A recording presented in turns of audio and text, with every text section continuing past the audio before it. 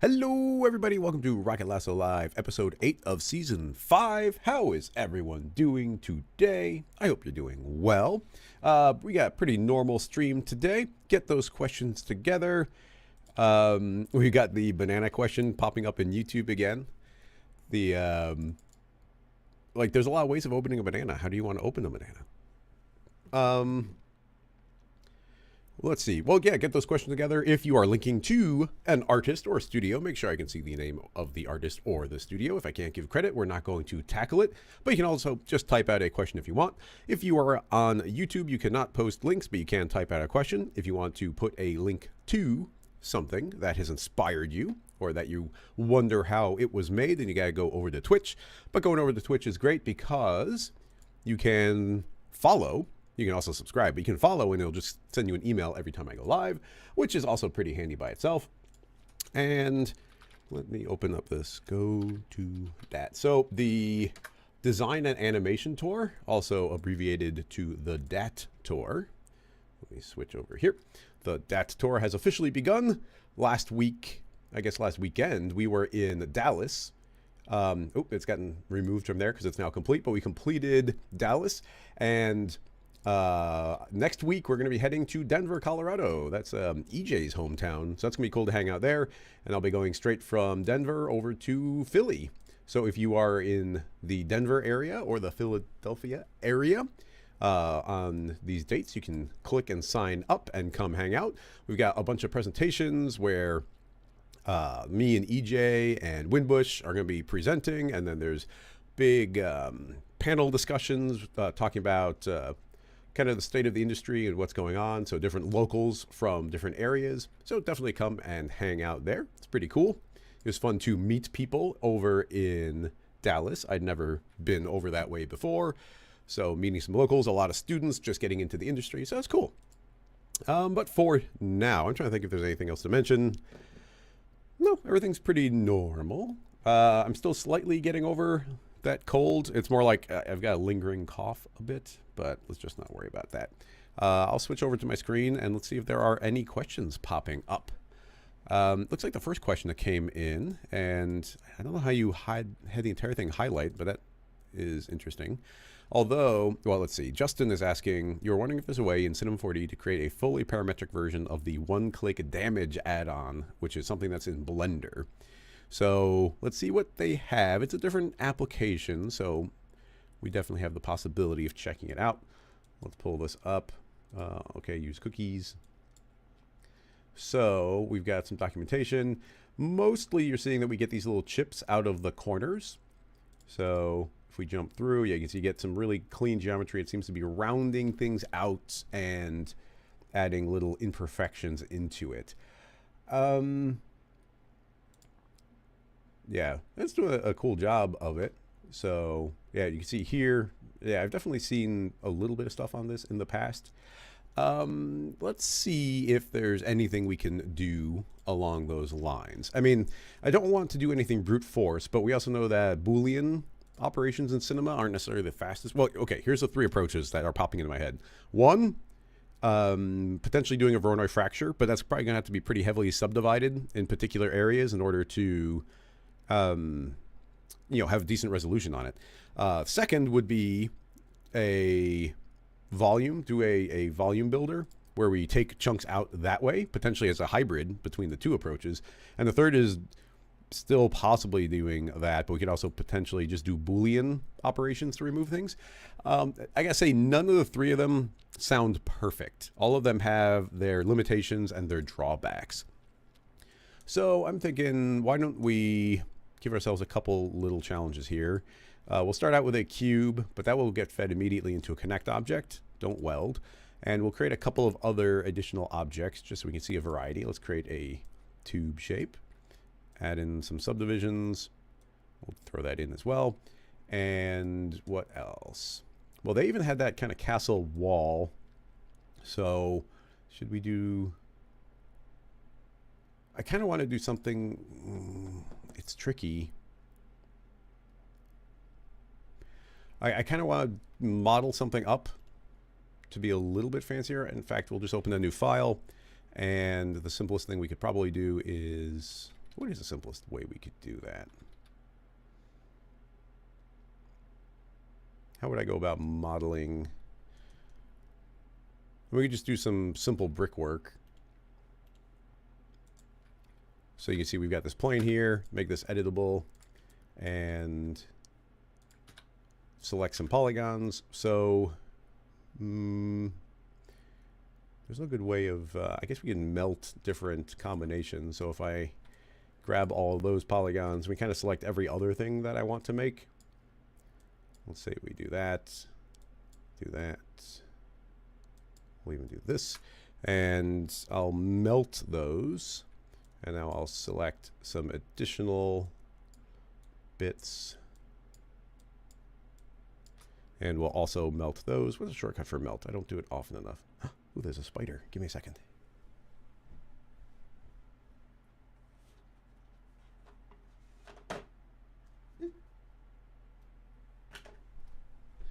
Oh, the spider's, it was a jumpy spider, so it jumped as I tried to catch it. Melt, UZ. Okay, so melt. So the thought here is we'll just do like real simple, like it's not exactly like that's fancy, but something like that. So we got some, why don't we go a little bit further? We'll add that in these UZ and UZ. Okay, cool. So I'll just delete out these in the middle. Nothing fancy. And so that's a little bit of brickwork for us. The physics don't quite work on these stones, but that's fine. And I guess I'll disconnect all of these. So U-Shift-D, don't preserve groups. So now all of those should be exploded out into their own polygon. Right now, this has nothing to do with the damage stuff. I'm just trying to make a model similar to what they might be feeding in. I'm sort of inclined to do this slightly procedurally, where if I make an extrude, so if we Shift C and search for an extrude, we can grab one of these node extrudes, dropping that inside, and you'll see that those will actually be extruding. I already broke them apart, so that should just automatically be working. And if I say create caps, then each of those is sort of its own little standalone stone. So I think that, that's probably fine. We'll extrude those a little bit further. Cool. So it's just giving us a little something. Copy that entire rig, paste it over here, put it inside our connect, so it will be viewing all these things at the same time, and we can start doing a couple of different experiments. So immediately, let me, oops, I want to click this button. Give me a second to make sure I'm saving it to the correct folder. Episode 8, cool. Scene files, episode 8. Image. Alrighty. So, first method, and well, there's gonna be some tricks to this.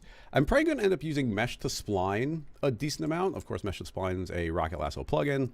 The reason I'm kind of inclined to do that, it's gonna be a really easy way of getting surfaces to clone onto. So here's a thought: is if I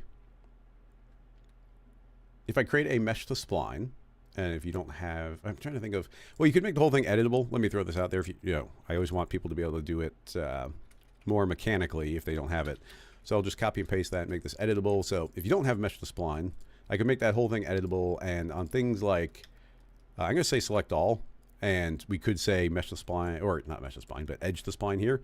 But I'd probably want to do some cleanup on maybe this selection where I don't want to be grabbing all these extra polygons. So you can see it's going to take some extra time to make all these selections. Do UL for a loop selection, deselect, deselect.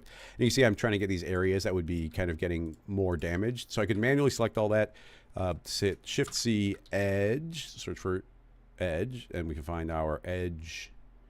Where is it hiding? Edge to spline. And that will automatically generate a spline. And that spline is going to allow us to do various things. So keep that in mind. That's going to be the first thing that I can do. The first thing I'm going to be doing here. But if we use mesh to spline, then we can do that even better and way faster and procedurally. I can say, give me a mesh to spline and remote link into what? Well, this connect. So now you can see that we are doing edge to spline. I can say, erase the n-gons. So we should, let me hide this, and I can see everything's being translated over, but I have the option of adding in some thresholds here. So you can see by increasing this threshold, I can automatically get those outlines that I wanted a little more properly. And even these with those extra polygons, those got cleaned up. So we get like way more precise, instant outlines for everything. So one of the first, actually the first way, and it's one of the ways I think has the most promise, and it can probably be done both with the volume builder and with a bool, would be over on YouTube. Somebody seems to be trying to put a link. Remember, if you want to do a link, you have to head over to Twitch, so you can actually post a link. Otherwise, you just have to type out an answer. But anyway, what's cool about this with meshless spline is it is parametric, so I can make changes here, and the meshless spline will automatically be updating. So you can see that has changed. Okay. So first thought. Couple different ways we could do this. I'm actually kind of inclined to do a volume even here. So here's the thought. If we feed this spline into a volume builder, into a volume mesher, then you can see we get this mesh traveling along the entire perimeter.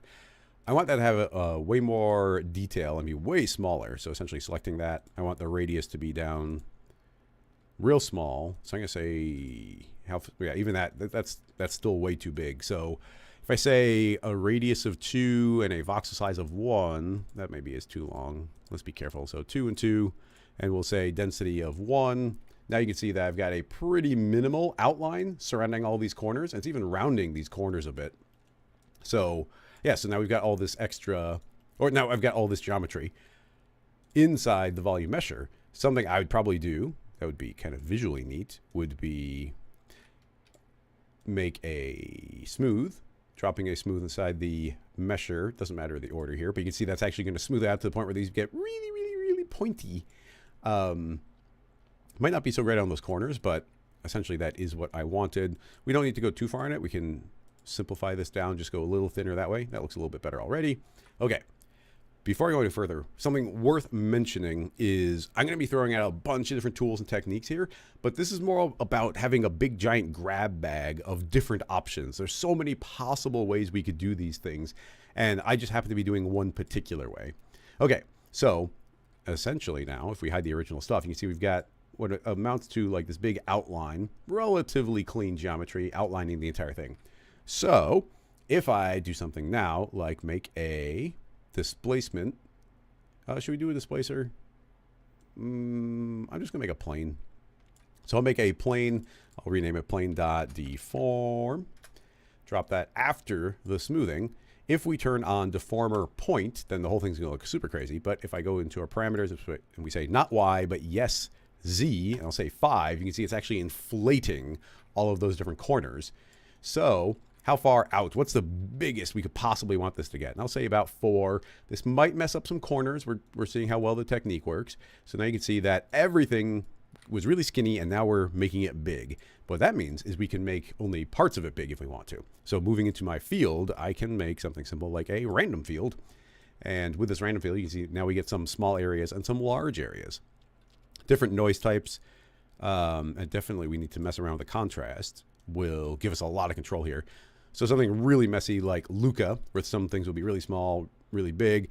Increasing this can give us a very randomized pattern, but we might want to do something different like, I can't remember which one, but we got a couple different types of Voronoi, and turning these on and putting this back to a reasonable scale can give you very kind of regular patterns, which might also be nice. I liked that Luca, so I'll hit undo, bring it back to this crazy one. Okay, and then I will make a modification. So I'll say curve, and that's a modifier layer. And what I'd like to do is really crank up the contrast here.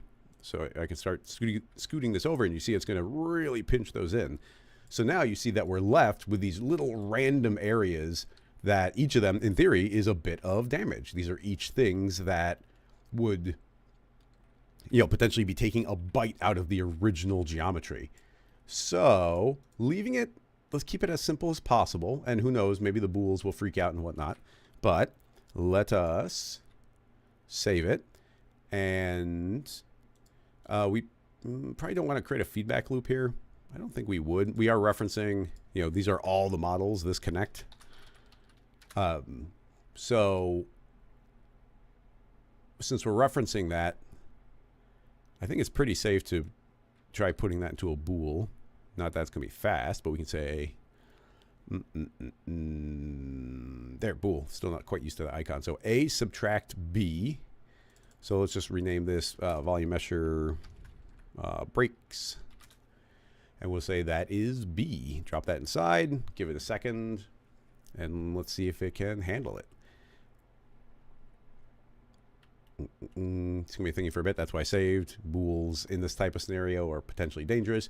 Definitely one thought, and it could have been a bad idea for me to feed in kind of this brick wall the way I did, because all of those kind of flat planes, all the walls of those bricks are kind of directly intersecting each other, so that's going to confuse the bool. And yeah, it does not seem to like it very much. So this is a bad, you know, it's a bad thing to feed in. I'll see if I can cancel it, otherwise we'll have to, oh, yeah, okay, I was able to stop it. So just for simplicity's sake, I'll temporarily yank that wall out. And these should be simple enough to handle it. Even though here you can still see that these are pretty heavily subdivided. So this is not trivial. I'll turn the bool back on. That feels relatively safe now. Even with all these subdivisions. That's okay, so it did work. So if I hit NA, we can now see, that was weird. It showed the end result. Oh, okay, there's a weird hiccup. So now we can see that we are getting little bites randomly out from these corners. But one thing I'll say is it's actually taking a bite out of, let me hide this random. It's actually taking a bite out of pretty much everywhere. Ooh, that's really chugging still. It's taking a bite out of everywhere, and you can see that it's even like on this corner, because we still had that really thin fracture, that really thin volume rather. So that is existing in the corner. So let's turn off that bool, and we can improve this a little bit. Let's change the color of our volume just to make those pop out a little bit. So let's make that like a darker gray. So you can see that this line is going to essentially exist no matter what, and we don't want that to be there. Also, we get these corners, which we probably don't want those corners entirely disappearing. Both those are things I think we can compensate for. So one of them is we can go back to my mesh to spline, which is here inside the volume builder, and there is, let's turn that off temporarily. So you can see we've got this mesh to spline, but in the mesh to spline, there's actually a setting called offset. And if I start offsetting this, you can see it's actually going to essentially inflate this line and pull it away from the surface. So just another feature of mesh to spline that's really handy. So if I give that a pretty small offset and then we re-volume, you know, change the volume up again, now, especially once we put the smoothing on there and then do the deformation, then the hope is, something seems strange there. Why is that smoothing? Huh. What changed there? Because, is it, oh, I guess maybe I just, by pulling out, did I just intersect a different spot where there's more detail?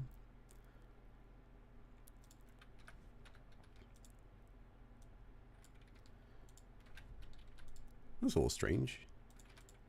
Well, it just got thicker than I was expecting it to be. So if we turn on the smoothing, it's supposed to shrink it down, but I had to put more steps in there to kind of shrink it to be really thin. Not quite sure what caused that.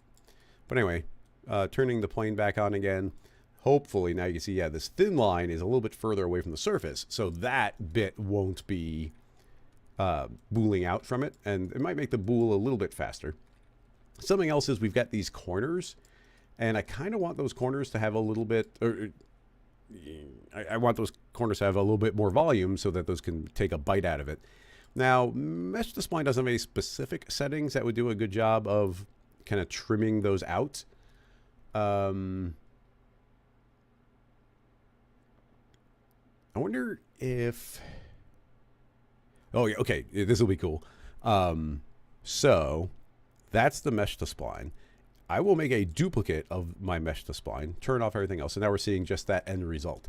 Now, Currently, we're doing edge to spline mode, which means it's using the cinema algorithm, meaning all these lines are getting interconnected a bit. But I can say, give me the exploded one. And that means every single edge is its own little spline segment. So now, if we use the trim, so if we use the trim tool that Rocket Lasso made, here is a trim spline. I can drop that as a child of the mesh to spline. And let me make this a little more visual. Okay, so you can see these lines. So now we've got a trim spline. And if we switch this to length mode, we can start eating in from the corners. So you can see I can say, give me a 5 and a 5 from the corners. So now you can see that we end up with missing corners. It's actually happening on every single little spline everywhere. So maybe on this mesh to spline copy, maybe we make fewer of them. But right now I think it's fine. But then the magical part is we say invert. And now you can see I'm just left with those little corners. So I can stretch these out as much as I want to. And now you can see I've got some extra corner information. That extra corner information means I could drop that mesh to spline. We'll just say mesh to spline corners. So they're both inside of the volume builder. So now these corners are going to be a union on top of it. And let's make this visible again. So now we're going to get beefier corners if I say inside of our volume builder that these corners should already, it's a radius of 2, it went to 3. I could even say 4. So now you can see the corners really get inflated, meaning those corners can get really damaged. And now we have a completely different rig, all still parametric, that we can control how those corners should end up looking. Okay, cool. So now that we've had that, we could just try activating our bool again and see if we can get these corners, or get the bool to look a little bit nicer as it's intersecting everything. So I'll hit save and let's activate the bool again. These lines here, it didn't get quite as thin as I wanted them to, but already you see that calculated way quicker, and it does look a little bit better.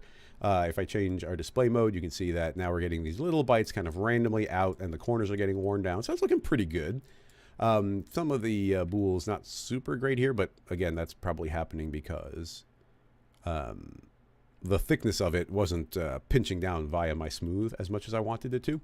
But we've got some options we can do here. First of all, let's try and make sure that shrinks down enough for what I want it to be. So if I say smoothing, it's just because there's more geometry there. I can't think of a great way of fixing that other than just cranking up our smoothing, which, I don't love the idea of that either. Because first of all, it's going to erase out a bunch of this corner, which we just worked, pretty hard to get back in again. So we can make it thin if we keep on going. And then once we reinflate, then now we get those random bits all over the place, which is nice. But I want those corners. I'm trying to think of an easy way of doing that. The problem is coming in, if we look at the raw splines, the problem's coming in right here. We're perfectly on these 90-degree angles. Therefore, this spline has a certain, it's not very thick. It's kind of thin. Oh, actually, what's actually happening is that second spline I made, this thicker one, that's creating all that extra thickness now that I think about it. So is there any way parametrically with mesh to spline, turn this one off, is there any way I can sort of have those not appear there? That's still a 90-degree turn.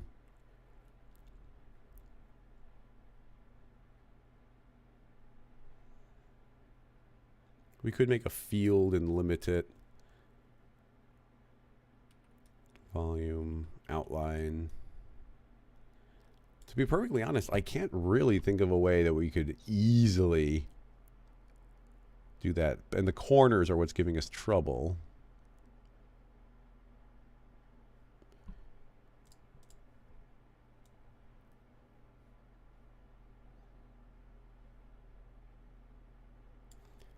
Think.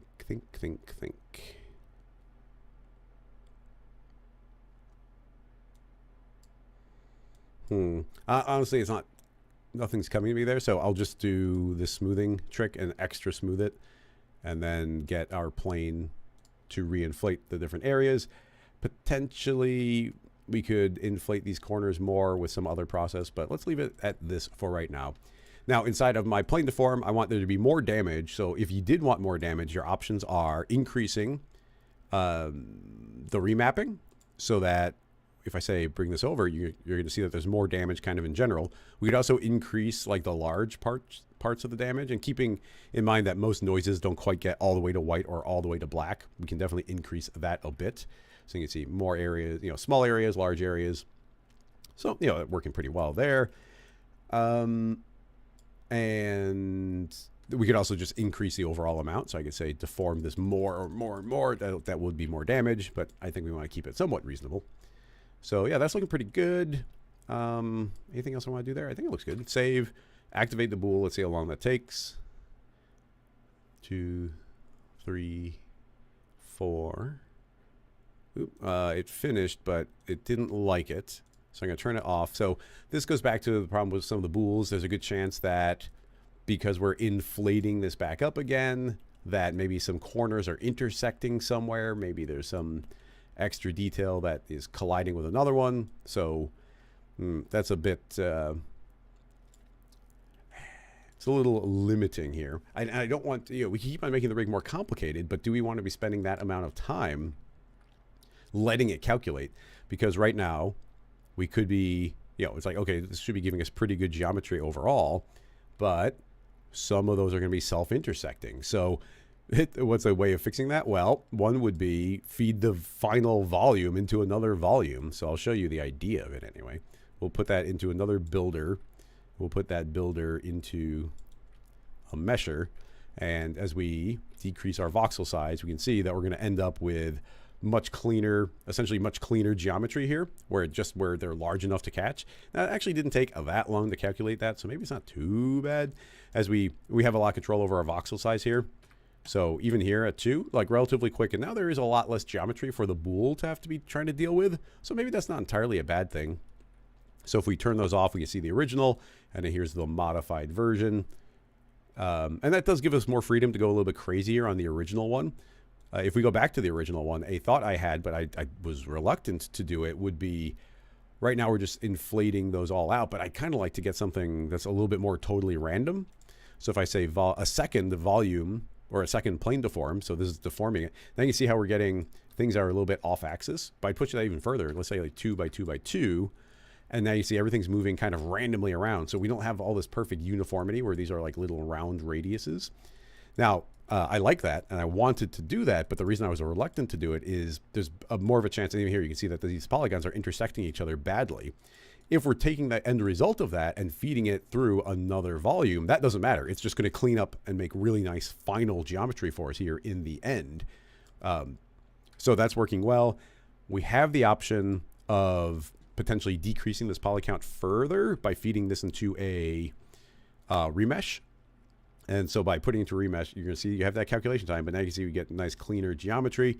And especially if we drop our mesh density, potentially even drop down this adaptiveness, so everything's going to be a little bit more even. So we've decreased our polygon count. If it did a good job with the volumes, there's even less geometry for it to be worried about.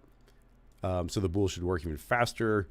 So we'll see how that works. I'll say automatic, and we'll make this pretty dark just so we can see the areas distinguishing from each other. So let's put that into the bool. And you see that the bool actually was quite quick this time. And because of the processes we're doing, it's decently forgiving. Like those polygons are not going to intersect badly. So yeah, you can see the overall effect. I think I'd like to push that a little bit further. So in this one, I'll say that's cutting it out. So I'll say I want to add more in, and it's actually updating pretty well there.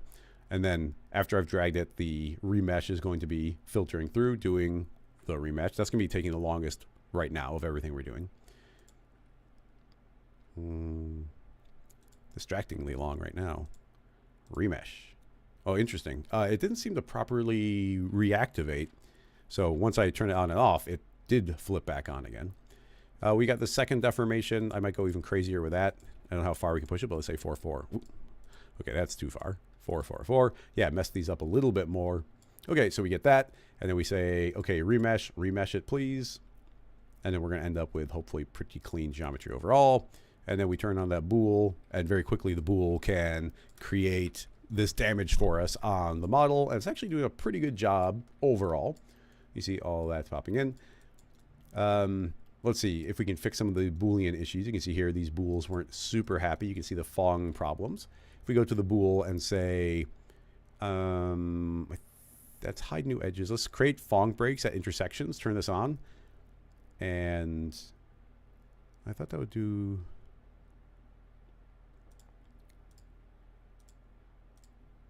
Oh, I thought that would work a little bit better.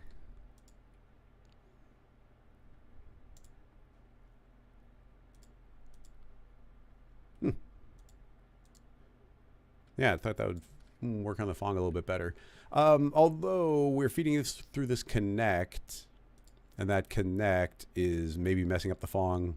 If I turn off the bool, I think that this connect is messing with the Phong. So if I say manual, and we put a Phong tag on it, and yeah, that's limiting the angle. Well, that's not working great. Let me try feeding that into a connect. Don't weld. Manual Phong breaks. Add a Phong tag onto that.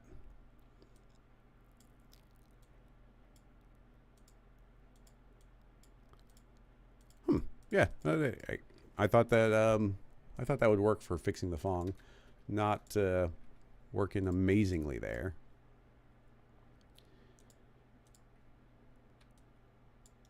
So, well, for now, we'll ignore that. We got a couple other methods to take a look at. OLF, thank you for subscribing. Always appreciated. So, yeah, so we got a little bit of random damage there, and there's a lot of random style that we can do, layering up on top of that. Like I said, a lot of the control right now is just going to be changing our plane deform. Our corners are getting messed up here, so you know what? Like for now, there's not even a reason to have those on. It's just going to be eating up calculation time. It's a little disappointing that this remesher doesn't detect, isn't detecting when it should refresh all the way. Also, the way this cleanup, that remesher in the remesher worked, I don't think we have to do that offset anymore. So I'll say offset 0. So those can all go back directly onto the corner because already those little mini lines that were causing us trouble, they're already getting erased out by our second volume. So yeah, we end up with our blobby mesh. We could crank that up. We could shrink it down. Stylistically, it's going to be very, very much determined by this plane deformer with whatever this noise field we feed through. Like I said, we can put this over to a Voronoi 1. I'll turn out the remesh for a moment. And yeah, these are just going to be the different types of shapes that we end up getting out of it. Keep in mind, the second one is also doing some wacky deformation, so we should look at them one at a time. So shrink this down, and now you can see we get some more kind of regular patterns going. We can also change that to a Voronoi 2, try a Voronoi 3. We got so many different noise types that we could try layering in there. FBM, that's not a bad one. FBM just, you know, it's a good one to give like large details and small. But honestly, I think Luca is doing a pretty good job for us, especially if we increase the scale. It's nice how quick this is refreshing here. We get some pretty good, like kind of real-time-ish field feedback there. The curve determines where these lines are going to exist. Pull it up so that we get lots of damage kind of everywhere. So, you know, that's working pretty well. I kind of wish we get those corners, but there's no way of really getting those super sharp angles that isn't going to mess this other one up. So, some of the, you know, these little spikes and whatnot, that's throwing me off a little bit because that should be the second volume. So that's what the original shape looks like. I mean, you can see it does look pretty messed up here, the way it's deforming. So then our second volume is doing it's doing what I can there. It still looks a little bit weird. Activate the remesh, see if the remesh can handle those, which honestly, even the remesh is still creating some little weird extra bits. So a lot of that's being caused by this second, actually the second deformer is not even on. Let me activate that.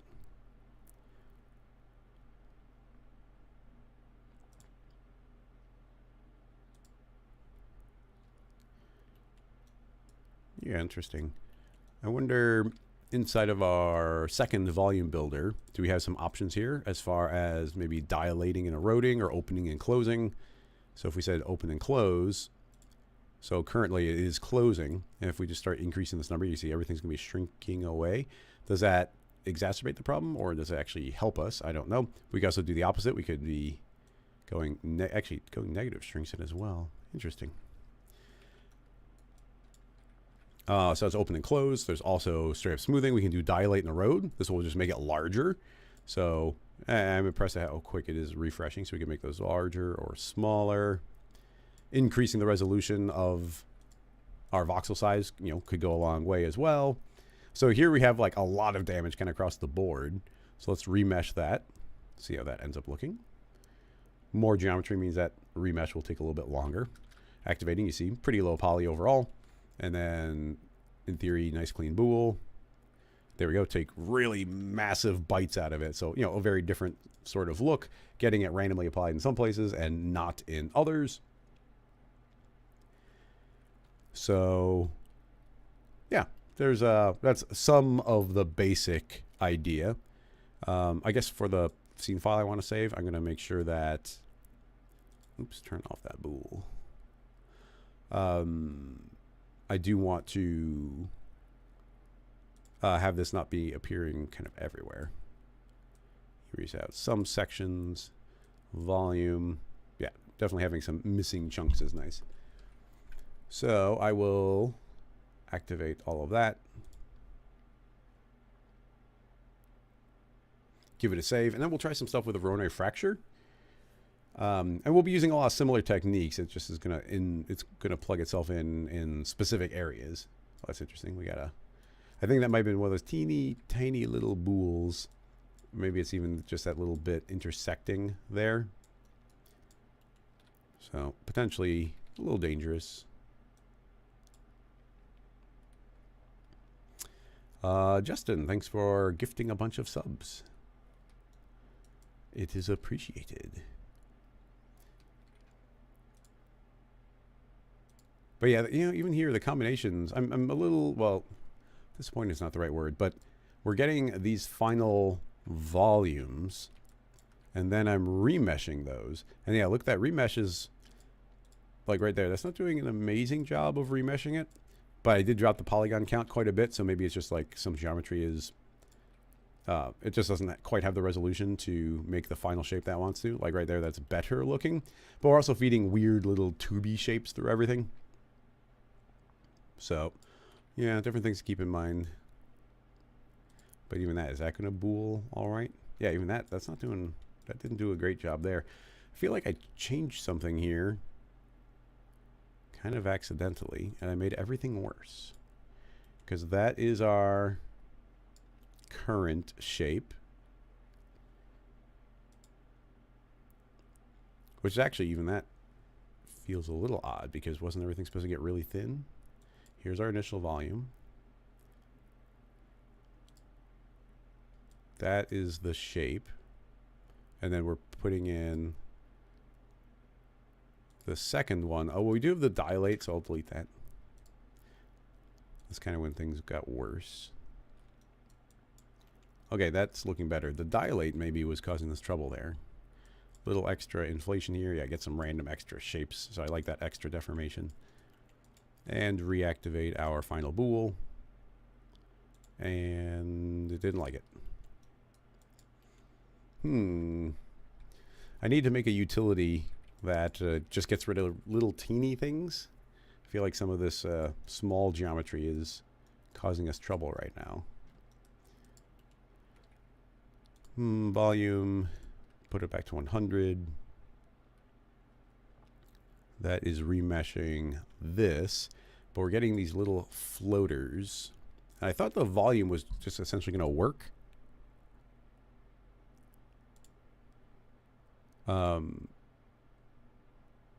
To get rid of little problems like that. And you'll see if we turn this off.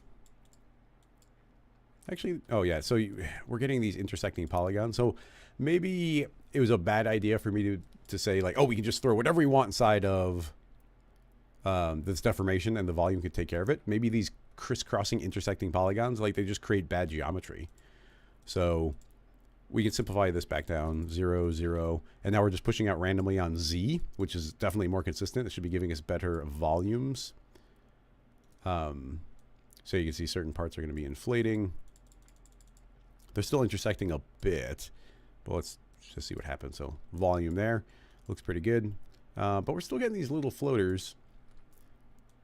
If we turn this off, yeah, we're getting Interesting. The second, oh, even their initial deform. Let's find out what's causing this. So we get this really thin line happening right now. And I say, go ahead and deform it. And the deformation, maybe we smooth out too much. Yeah. You see, we smooth so much that they're probably like crashing directly into each other. So as I relax our smoothing just a bit, these can get some volume back in again.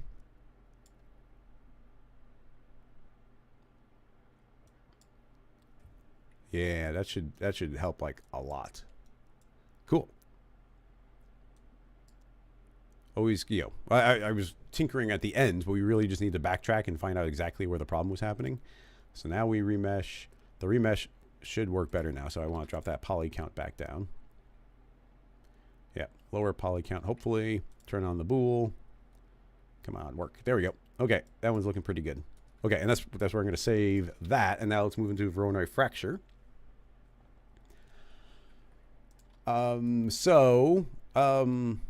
Let's simplify a ton of this. We might end up bringing back a lot of it, but let's simplify. So we're going to bring back just the original models, and let's steal this mesh to spline and delete everything else. So we do have a mesh to spline creating the outline.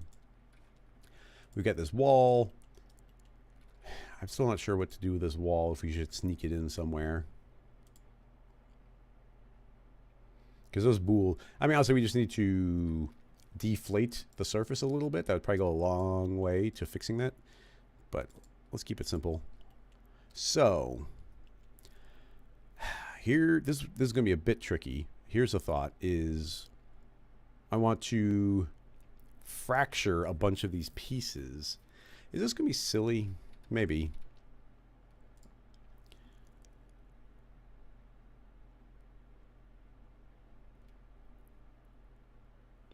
The actually, yeah, that's a good point. I'm sorry, I don't know how to pronounce your name. Gael. Oh man, I'm gonna butcher your name. So I'm just gonna say Snyder over on YouTube is saying that if the entire thing was done with volumes, that would totally work, and that is actually a really good point. Let me save this as the next version. And open up that first one, and that is totally worth mentioning, although it will be way slower. Let's open this back up again and turn out the bool. So now we get these lovely lines taking a bite out of it, but as an alternative, we don't have to do a bool. If we pull this out entirely, and we should be able to, in our original thing, throw the wall model in as well. So now you can see we get all this lovely damage being created for that wall as well. So, you know, this part of the rig is fine, but the bool isn't going to like handling the way that wall was modeled. But that's fine, because if we make, in this case, a third volume builder, we feed that first model in, then we're going to get a big giant volume of that. Let's say this also gets its mesher. So now you see we get this final geometry. Obviously, we need this to be higher resolution. And honestly, we're probably going to have to crank it up quite a bit. So we do something like this. And then we say, okay, so that's the first shape. Now we take all of the damage, and we say inside of our, inside the builder, we say subtract that. So now, now we're having to do, I thought that would calculate relatively quickly. I mean, I know we have a lot of geometry here. Let's take a look. Okay, so we got one, we got the other. Although this is kind of transparent, to me that implies that it's like refreshing. So let's turn this off. There's real geometry. Turn on the remesh. Let that calculate through. And there, now we got some final geometry. So now we say, put that into the volume builder. Now one is subtracting the other one, and now we can activate the volume mesher, and now we end up with this final geometry. And essentially, Boolean-wise, like it's probably just going to end up being perfect, where it can handle crazy Boolean type shapes. Obviously, this cylinder needs to be more subdivided, but now you can see that this brick wall is starting to reveal itself. Whatever we set our volume builder's resolution to is going to be heavily dependent on the way we see these. Even now at a glance, I want to be subtracting out the corners from that brick wall, which we could be doing with our mesh to spline, but it's a completely essentially a completely different methodology for doing the Boolean part of that operation.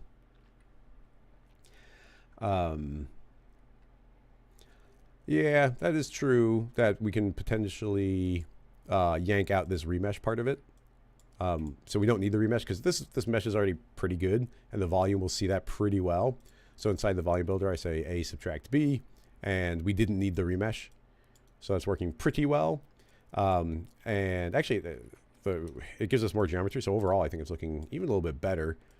But, you know, tons of geometry here. Potentially, we could increase our adaptiveness. Even just like 1% is going to drop away a lot of that. We start getting like some bad looking triangles and somewhat dangerously. Let's try feeding the final result of this.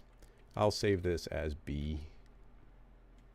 First, I'll rename B to C, and then we'll name this one B. So if we make a remesh here, so remesh, don't be adaptive, and maybe we will leave the adaptive, but I'll drop it down to, I don't know, 10%, and let's see if it can handle that at all. So you can see right here, that's definitely taking this time thinking, so maybe we won't let that finish, but the sheer number of polygons we're throwing at that is going to, I mean, it'll probably work, but it's going to take a while. And you already saw a lot of the rig that we're building here. Like, the more we can build it so it's like kind of refreshable, where we can be like, oh, I want more damage, I want less damage, then kind of the better. And this final remesh, obviously, if we make one little tweak and be like, oh, I want these lines to be thicker, one little tweak is going to be like, well, you got to redo the entire remesh. I didn't click anything, but now the remesh disappeared. It might have like run into some sort of RAM limit and it just stopped itself. I don't know if increasing our mesh density makes it quicker. It might be needing to decrease it more. I'm just not going to move my mouse at all. And let's see if that finishes that the little task manager in the bottom left.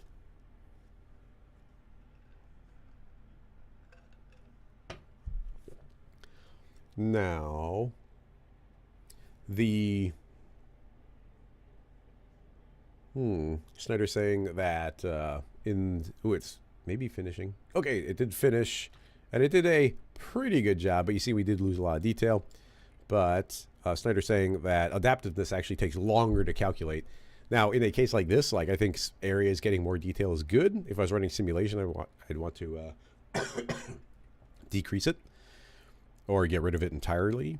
But even here, you see that we got some damage, but man, look at the poly count that we're doing by doing this method of it. But maybe in Blender, like you are getting this type of mesh. I don't know.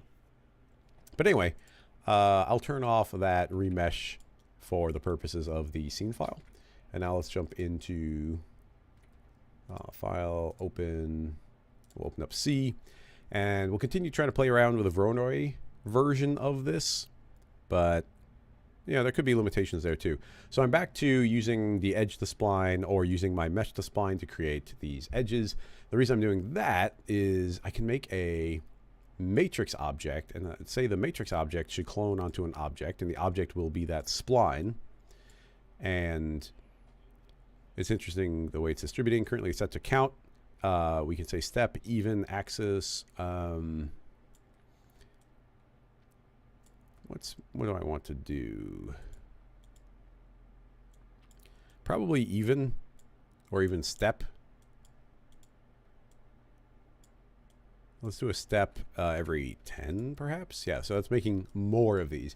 So this gives us a whole bunch of little matrices in these corners. And then I'll create a random and randomly have these move apart from each other. Not too much, just a little bit. And the reason I'm doing that is now we can feed our original geometry into a Voronoi fracture. So if we feed it into a fracture, you're gonna see we get this we get a point generation, which is randomly subdividing those original shapes. But instead, I can say, hey, look at that matrix I made. And now we get all these little breaks primarily happening in those corners. But yeah, I was kind of afraid this would happen. I mean, we can end up with some cool looking patterns, like is neat, these patterns that we're ending up with. But and we are getting detail in these corners, but I think we're gonna need so many of them. So I'm gonna double the count by cutting my step size in half.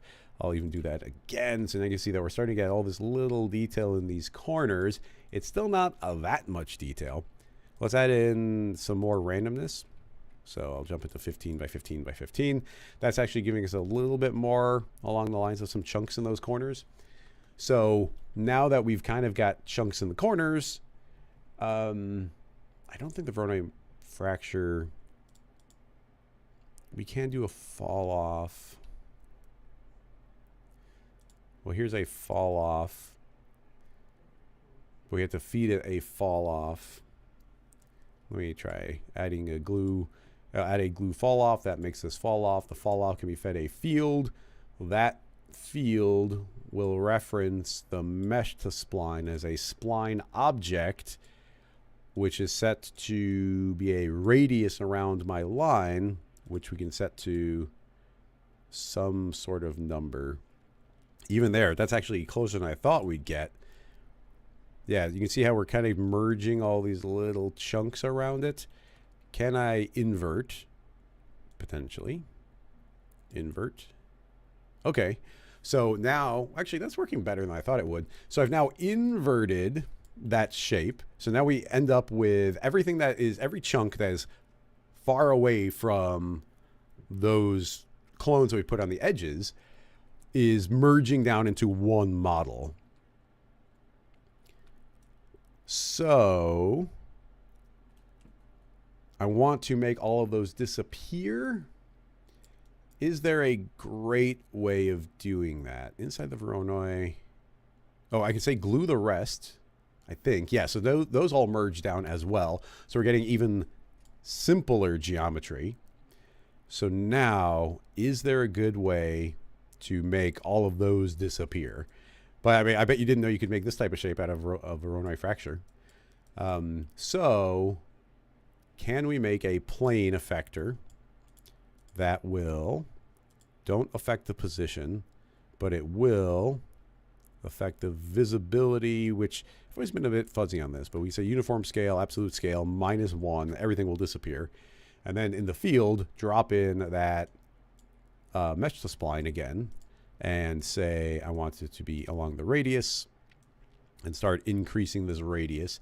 And as I do, yeah, see the visibility is kind of reversed. I'm going to turn that off temporarily because it confuses things. So we'll turn that off. Okay. So now as yeah, there's going to be limitations here, but as we grab our mesh to spline and we increase our radius, we are shrinking all those individual pieces down. But it's based on a radius from the object, and that's just not the way this works. So you can see even before these small chunks have fully scaled away, our big final piece is also scaling away, which obviously doesn't work. So we could make this editable and just select the chunks we want, but that's no good. So how is there a smart way of doing it?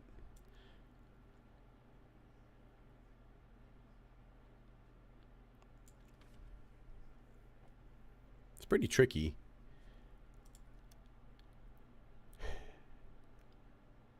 Are those, they're merged into one object, so we can't count on the index.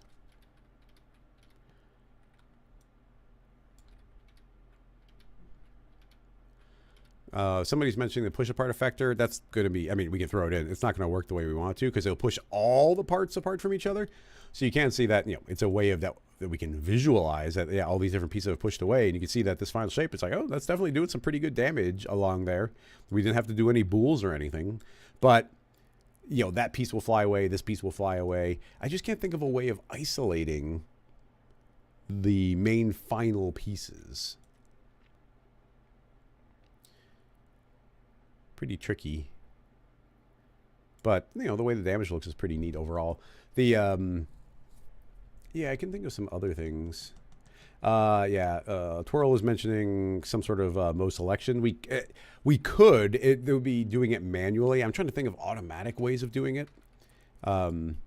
it's a good suggestion, but it does go to, here's our selection. We could go to the Voronoi and say, what do we need? A MoGraph, and we could make a MoGraph selection tag, and you can see all these different dots. It's going to be a little bit hard to judge. I can barely see it, but there's one right there, and I don't know, but I'm assuming this one kind of in the middle is the one we want, but it might be one of these other ones. Hard to tell. Even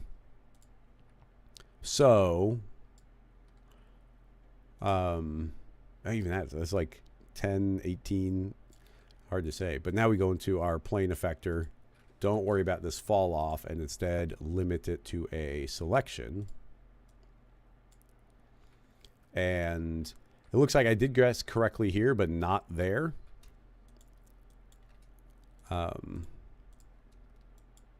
Okay, it looks like it was that one. So yeah, if I manually select these, I was able to get the proper selection. That's displaying the instances. I can say invert the selection, and now it's still leaving these chunks. Is that piece and this piece somehow the same piece? If I select that, no, they're not. So what is this? That's weird. Invert. I only selected these two, right? There's 0 and 18. And yet,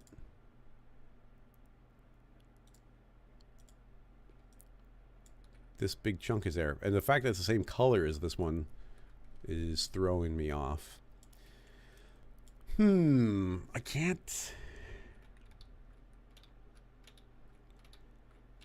can't think of a foolproof way of doing it. Because, I mean, and it goes to, if you want to do it one time, like a one shot here, it's like, okay, yeah, this works fine. You can make it editable, just select the final chunks you want. But, I'm trying to keep it clean and parametric. This is not that crazy of a hierarchy. And we haven't even begun to explore some of the additional possibilities. Like right now, if I increase my step to 1, that should double our matrix count again, creating like even more detail. Oh, and our Mo selection is going to be breaking things. But now you can see these should become a little bit smaller. They're more detailed. Changing this random, which is on the matrix. Let's see if spreading these apart, what it does. So yeah, by spreading them out more, you can see we're getting more kind of random chunks. We're even leaving a few behind. So that's cool. Adding to that overall effect. Very neat. If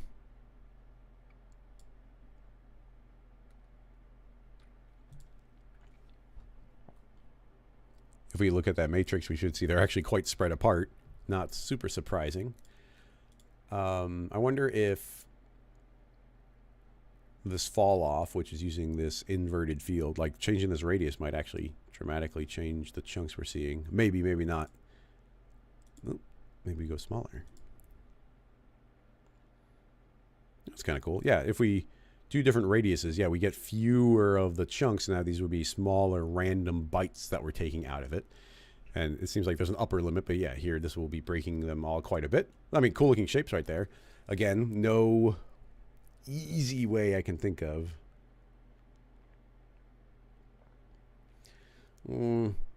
Yeah, Snyder, you could be right. I mean, we could try and do one object at a time, but I don't think that solves a problem. It might probably just makes it a little bit easier to like make a selection and whatnot. And I mean, right now it is working great if we want to make something editable. Like, that's not a worry. That selection is still active there. That's probably the first. It does go to here. It seems like it is the first object, so that would make it, if we did one object, maybe we could for sure get it. So if I pull this out, so now we're only looking at this one, we've got our Mo selection, and if I invert that again, as you can see, I selected index 0. So it could be just based on this rig that index 0 is always the big piece. I'm trying to think if there'd be a way of like literally typing that in via a field. Let me try it, because we know it's 0. So if I clear that out, I feel like I should have popped back in again. Field, clamp, Mo selection. The Mo selection, oh, the Mo selection still got that selected. So clear that out, everything's there. So now if we use fields instead, And can we use a formula? I mean, a kind of a cheaty way, but it might work, would just be using a step. And the step is going to be stepping through all the different values, where it's like each index is getting a different number. But if I say, actually, step, you are going to get a curve, and I start pushing this in, and I push this all the way back, as long as there's not so many chunks as, well, essentially that's index 0 is getting represented there. Because let's say there was 10 different ones. I'm saying, well, 0 is the only one that gets any value. The other 10 will kind of get erased out. So that potentially would always work for a single object. So let's try pulling out that, throw in the cube, and nope, didn't. Oh, no, it did work. We just had to click once for it to refresh. Or is the mode select is, if I say clear that, yeah. Okay, so it did work. So it's breaking all these pieces apart. We get, what's kind of nice is look how clean the geometry is, where we get very few pieces overall.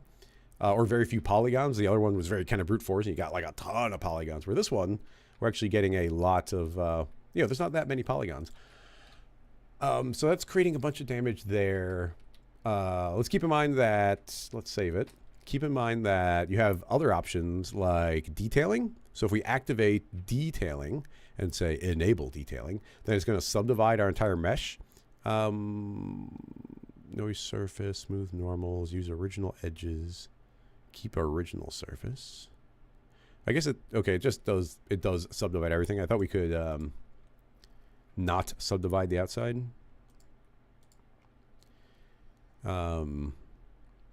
We could, deform the entire thing, but if we activate this and say maximum edge length 5, then that's going to subdivide everything more, and it's going to displace by whatever we type in here. So you can see that we start getting all this extra deformation in these corners. So we get extra damage happening on the interior. But, it's all going to be dependent on our scale and whatnot. So you can further subdivide this, get extra detail. If we turn that off, everything will deform. So you get some crazy looking shapes like that. Clearly you do want to keep the original surface. Turbulence, let's go to Luca. Noise strength. This is the deformation. So we push that in as far as we want. So yeah, you can get extra detailing on the interior. If we want, I don't want that detailing. If we go back to, where was it? The fall off, this fall off, that's going to give us the ability to change this radius. I think we saw if we go smaller, then we're going to get fewer chunks. I think if I click to refresh, or, oh, no, maybe our theory doesn't work. Oh, it does. We just have to get the right refresh going. Now you can see we do get some nice random chunks pulling out from there. We end up with just one final piece. There is a lot going on here. Keep in mind, we still are making this many matrix objects, which is not trivial. But yeah, that gives us the corners. I'll save that. Yeah, I'll save this. I kind of want to put it back a little bit where it was. Let's get some more chunks out. So as a means of simplification, I guess we still need mesh to spline, because that's what's giving us all this edge information. Although, I guess volume. Yeah, see, okay, that gives points and surface, but that doesn't give edges, so that wouldn't give us the edge.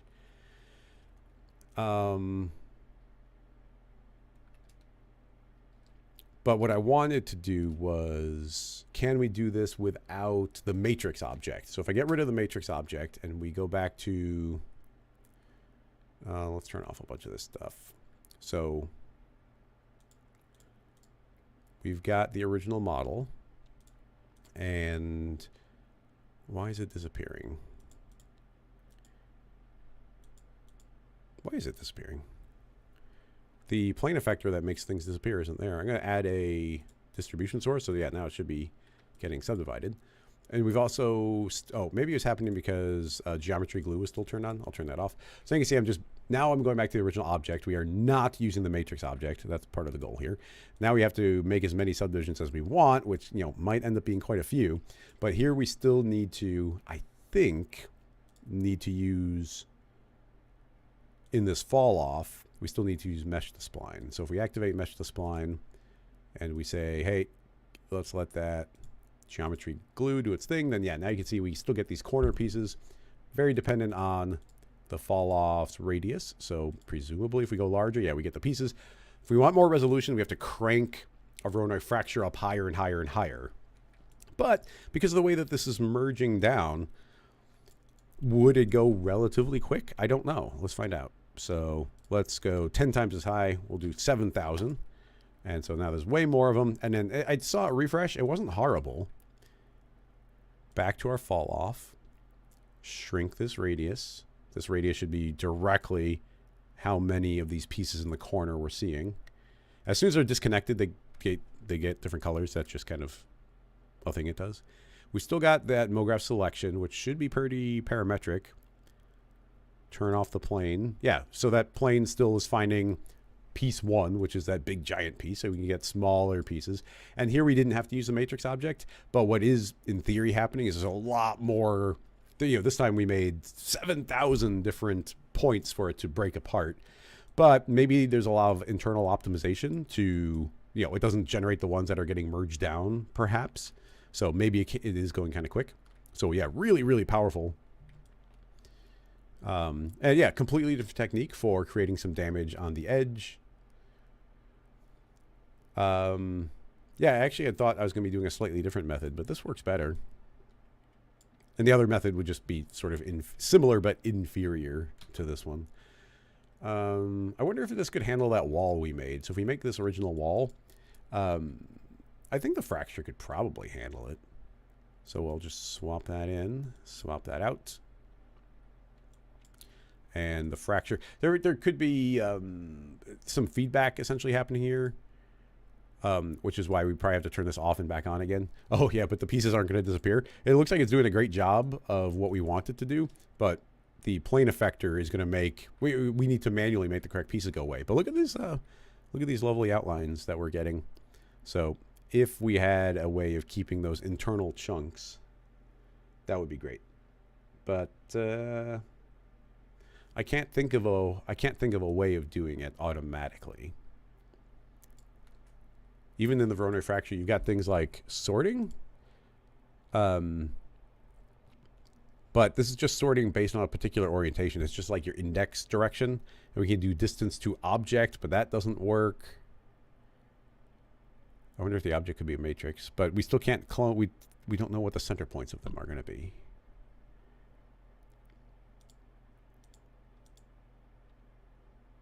Yeah, none of the other things give us specific information, but, you know, kind of Andy Warhol-ish. Anyway, I'm going to have that wrap up that question. That was already more than an hour, although there was a lot of cool things to explore in it. And the different methods were each giving, you know, powerful different results, so I don't mind. But the crazy thing is all 3 different methods we did, none of those would have worked without mesh to spline. We need that spline to give us the information of where those corners are. Tobias, thank you for the reminder. For anybody hanging out on YouTube or Twitch, there is the Rocket Lasso Slack channel where I give alerts when live streams are happening. Sometimes people run little contests. There is just people chatting, asking questions, answering questions. And you can get there just by going to rocketlasso.com. And once you get to Rocket Lasso, you can click on Community. And inside a community, you can say, sign me up for the Slack. So pretty handy there. All right, let's go to YouTube and see if there's any questions. There's a lot of chat going on, so maybe there's not. Bananas.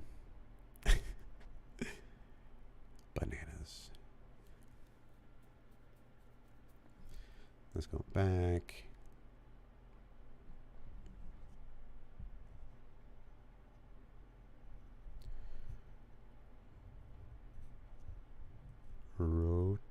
Rocha asked, oh yeah, is there any way, yeah, you were mentioning something in Houdini, but it was a video I think you were referencing, so I don't see the link.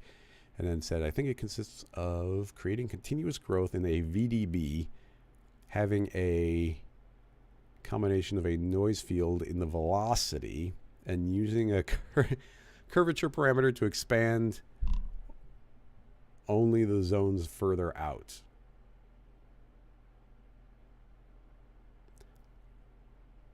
The specifics super matter there. I wonder, although it does make me think of something. This is we should not do this. This is dumb, but we don't get to play with Pyro too often during live streams. So I wonder if we could get some cool VDB growth from with that feedback loop. What would happen with that feedback loop? Well, anyway, it's going to be difficult to explain what I'm thinking. So let me just step through. So I'm making a very small plane, 10 by 10. So then right click on that, add a simulation pyro emitter. And let's just hit play and see if we get something, which we do. So we are generating density, but I'll turn that off. And we're also generating color. I'm not really worried about that. And here's temperature. So that's one we'll actually work with, although I am more experienced with density than fire, but let's do the fire. So now if I hit play, we should just be getting fire. So nice, simple fire. Okay. There is now this pyro output object. This is going to be outputting different bits of information. So this is saying it's going to output information about a bunch of these at the time of export. But I'm going to say, I want to see the temperature in real time. So you can see I'm actually getting essentially a VDB of what the temperature looks like right now. So it's a big volume cloud. So I'll drag that afterward and feed that into a mesher. You can actually feed it in directly. And as soon as I put it into the mesher, you're going to see that we get some geometry that is approximately the shape of our volume. And if we hit play, that should not be horrible. Yeah, you can see we're getting actual geometry that's essentially following all of that. So if you didn't know that, that's pretty cool by itself.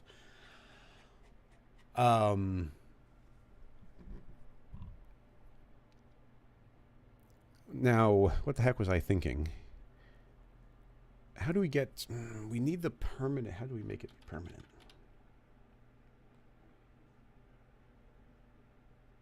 This is a bad idea. So essentially, I want there to be, if there is some sort of a volume at some point anytime, I want it to stay there permanently. So how do we make something not ever erase? And for that, I feel like we need some sort of particle emission, but we don't, cinema particles don't see the surface very well. I don't want to set up a thingy particle rig. So my thought is the only way to make something continuously appear that wasn't there before is to use a tracer.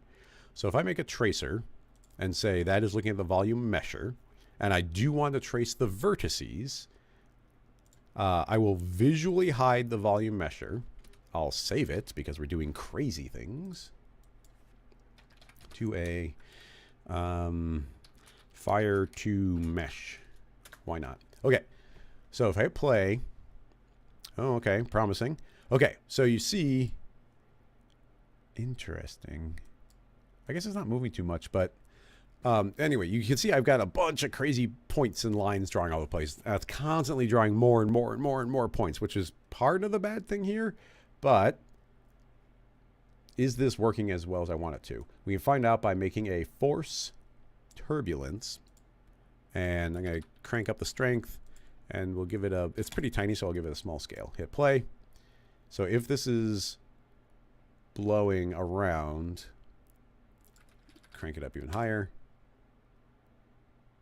That's not helping much. I'm going to turn this on. Yeah, that's not moving outside of that range. Well, I'm going to make a wind instead. I really want to see this blow off to one side. Okay, so if I crank up the wind speed, yeah, it is indeed drawing out new volumes. Okay, that's good. So now we can essentially, we've got this tracer, which is going to be constantly outputting anywhere fire's ever gone. So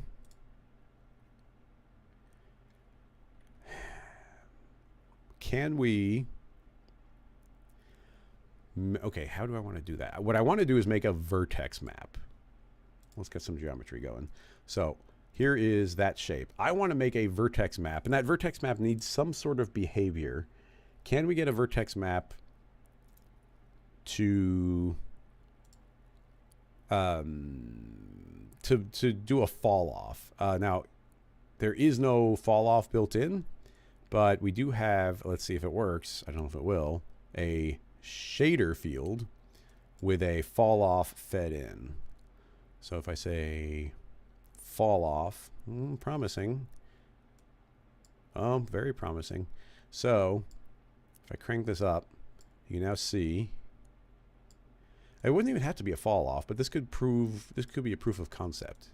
So you can now see that the top part of that is getting lit up because of my vertex map. So what I want is to emit fire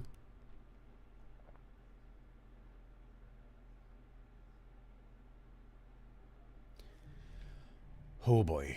What I want to do is emit fire from that vertex map.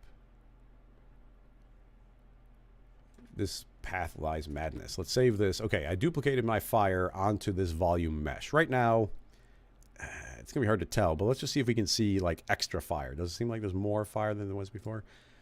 Can we, you know what I'm going to do? I'm going to say, don't make temperature, instead make density.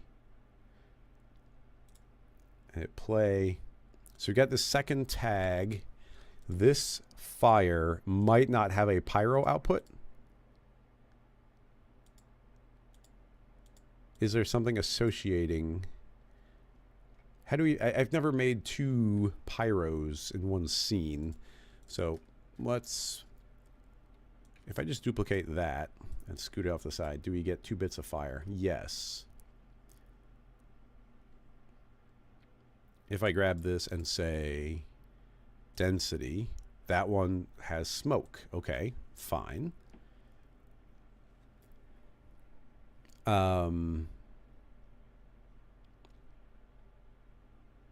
Oh, Zach, you might be right.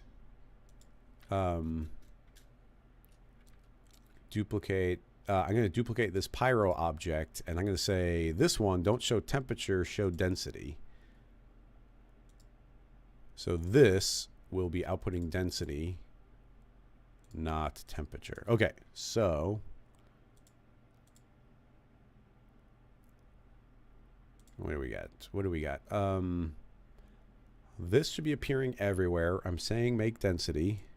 We can say color, no temperature. Constantly should be making smoke. I made a duplicate onto this object. Is it not going to work because it's a constantly refreshing mesh?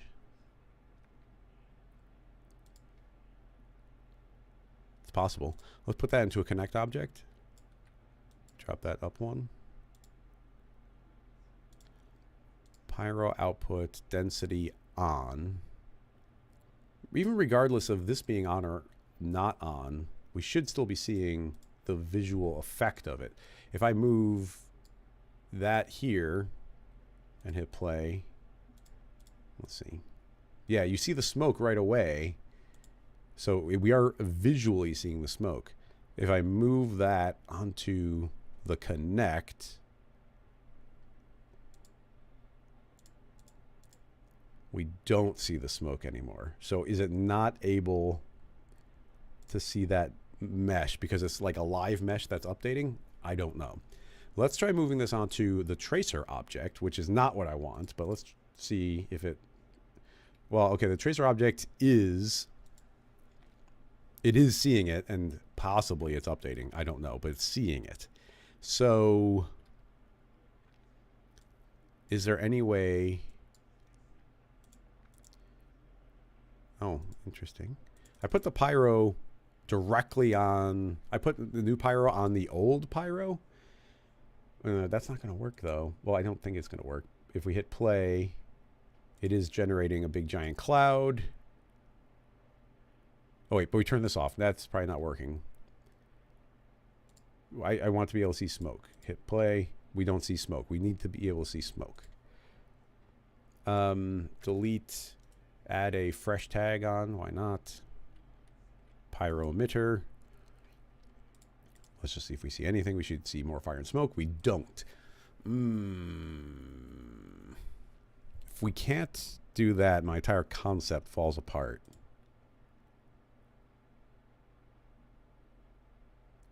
Because we need some way of... Maybe I could do it... It's more limited, but let's try moving this to the tracer. It doesn't invalidate the entire thing. If we move it to the tracer, and we say, don't worry about temperature, make density, and hit play, we are seeing a bunch of smoke. That's fine. So now I make another pyro object. This one will see density only, and that also gets put into a volume. And honestly, I don't even want to see the smoke, but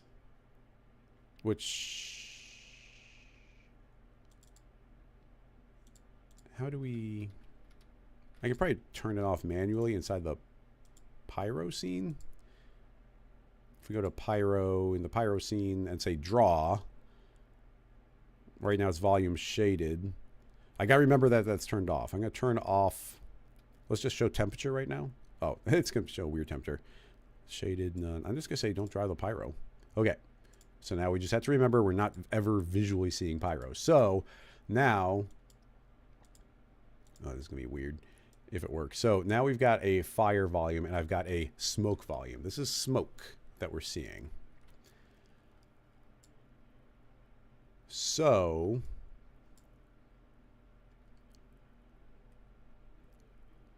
is that even... It doesn't have to be smoke. And I want to keep it consistent, so maybe we'll put that back to fire.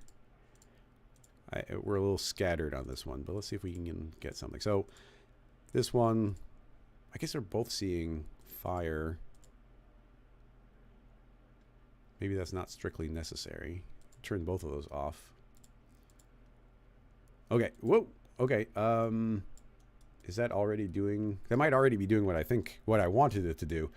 So it's going to just be, if it's doing what I want it to do, it might be overpowering.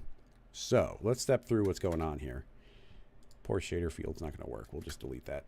So let's simplify. There's not very much here. So we've got an original plane, and that is going to be emitting. Let's just turn that off temporarily. That should make this simpler.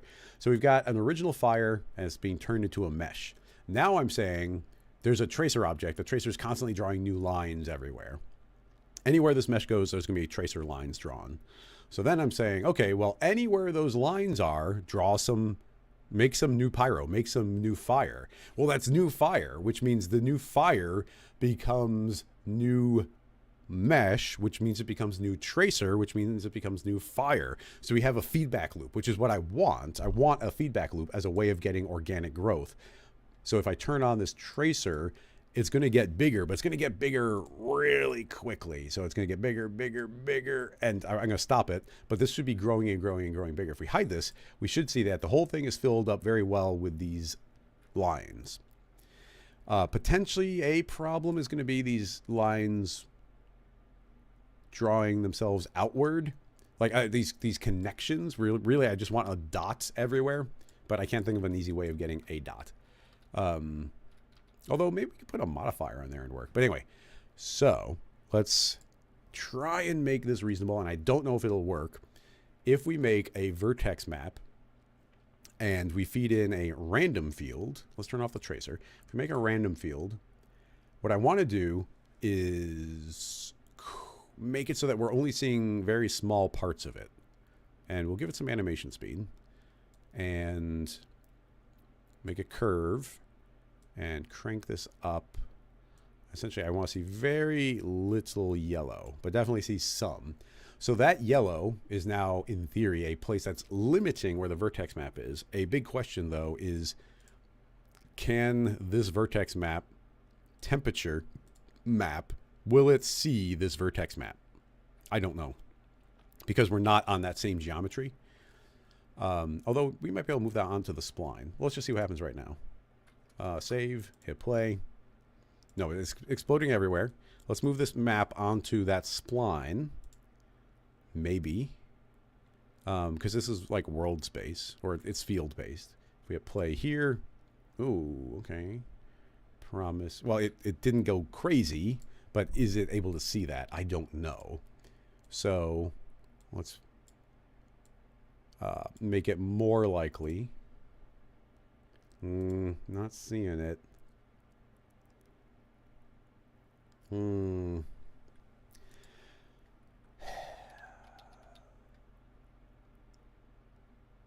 Tracers going everywhere.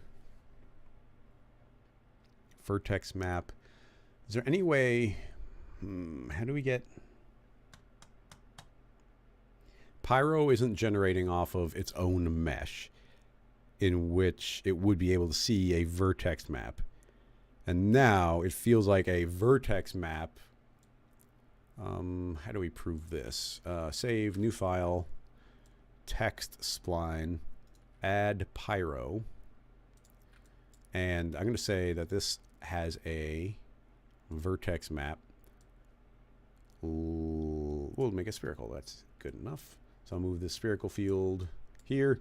So now, essentially, I don't know if it's forward or backward, but in theory, if this works, this should only generate. It should only generate on the T and the E, or the X and the T. I don't know which it would be. So if we hit play and we see a difference, then there's potential. Okay, it did do it. So it is seeing a spline. That vertex map on a spline is working. If I move this, does that update? Yeah, it did update. Now the question is it counting on the tracer? Okay, let's, this rig is kind of working over here, so let's prove the concept further. I'll make a sphere. Right click, animation, vibrate, position, and we'll go up to about 2000. Slow it right down. Hit play. Okay, so now we got that sphere traveling around. I would like it to get a tracer. Don't trace the vertices. So now we should just be getting a line traveling wherever that is. This tracer will now be getting pyro. Actually, we'll make a new pyro. Turn those off. Simulation pyro, and hit play. Is that line continuously updating? Yes, it is constantly seeing where it's moving to. That's good. Now, if I make this vertex map, actually we'll delete that, move the vertex map over. Now we have a vertex map that's saying that it's going to see this line, but only see where that tracer, which is constantly updating, passes through that sphere. So if I play, nothing, still nothing. That's where our problem is at. That is not seeing the updated information. Can we put it into a connect object? Didn't see it. Try moving this up a layer. Run it. Doesn't see it. Move the vertex map up along with it. Run. Does see it. Ooh, okay. Do you see why? Step by step, checking out the different parts. Okay, so back to our original. Feed this into a connect object. Don't weld. Move both up to the parent. Save. The vertex map, I cranked this up. Let's move it back here. So hopefully we're only seeing small areas light up. Play. Oh, interesting. That one little poof we saw right there, that has potential. Increase. Whoop, whoop. Is that kind of working? Okay, so what do we got here? So these lines are, it's where the pyro, currently that volume measure is just showing where the pyro is. Okay, it's partially working. Are these crisscrossing lines creating trouble? This is where the smoke is going, but it's a feedback loop. So we get some pyro, it draws some tracer, which means we get more pyro. So in theory, we're just seeing where that pyro noise has naturally moved us to.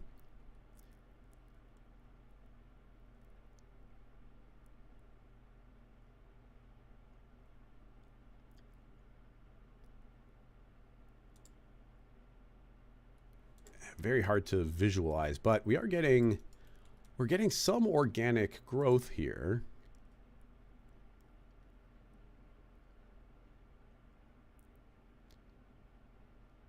Starts slowing us down quite a bit. I mean, something to keep in mind, and this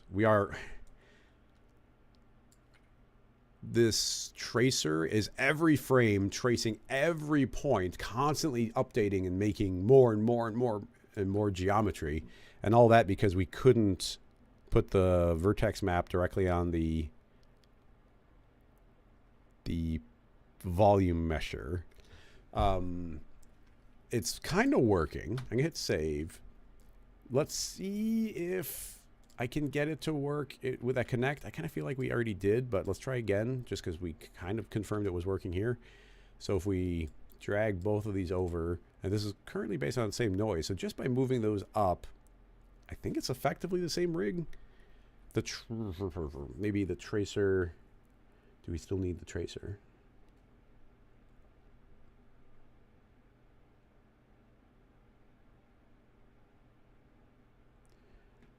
There's nothing to keep it permanent, but it might make it a little bit bigger. Okay, so we see the white spot. I mean, what's nice here is we can see the visual. But we see these white spots, but it doesn't feel like this is emitting temperature. It doesn't feel like that's actually pushing out.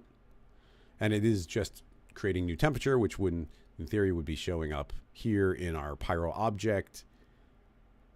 But at the same time, maybe this isn't super surprising because we're saying that this pyro should be based on the geometry from the pyro object, but that pyro object is seeing that information. So is there just like a bad feedback loop there? Maybe. So can we make an instance of it? Then it calculates after. Feels like a long shot. Make an instance after everything, seeing that final updated geometry. So now it would be after the pyro is calculated. Doesn't look any different.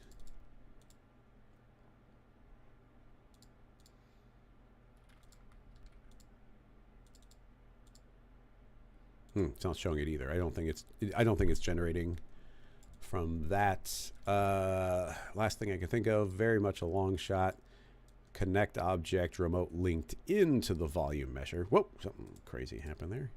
That moves down to this connect.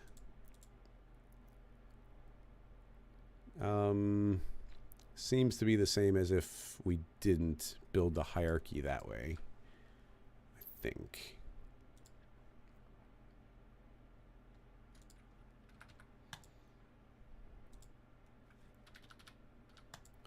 Yeah. Seems like the tracer method is the only one that's actually giving us anything.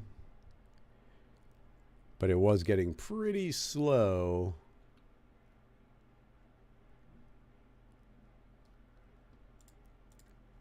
So, okay, back to the tracer. Move that stuff up. Put that back to default. Back to default.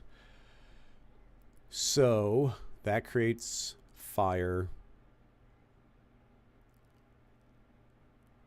Creates a mesh, which gets traced by a tracer. New fire is generated from the tracer, which means there's new fire, which means there's new mesh, which means there's new tracer. So that's our feedback loop.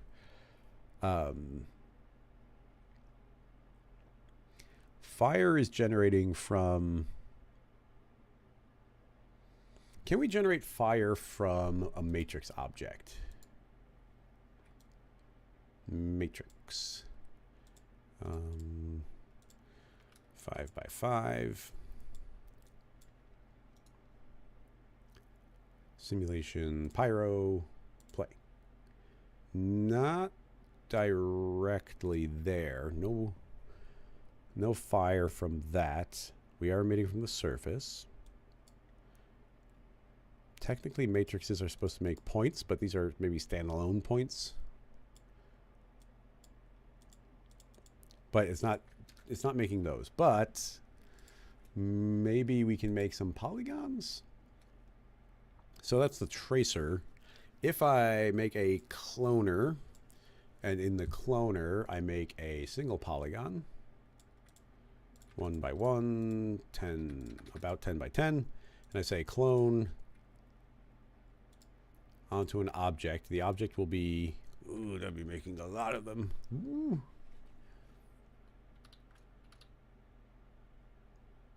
But there's no other way. That's just the way they need to exist. If I say object and I say the object's the tracer, but that doesn't save us anything. It's tracing onto the tracer. Collapse that. I want to copy onto each vertex, which is fine in the beginning, but if I put that in, I'm immediately going to put that into a connect.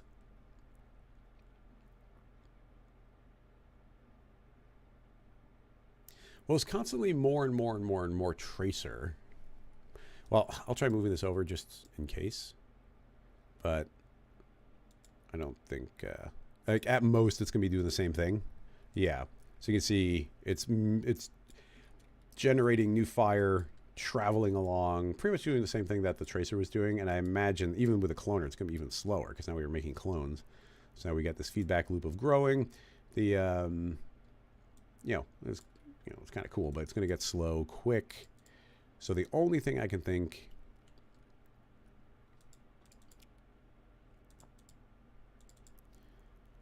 would be, yeah, that's kind of weird.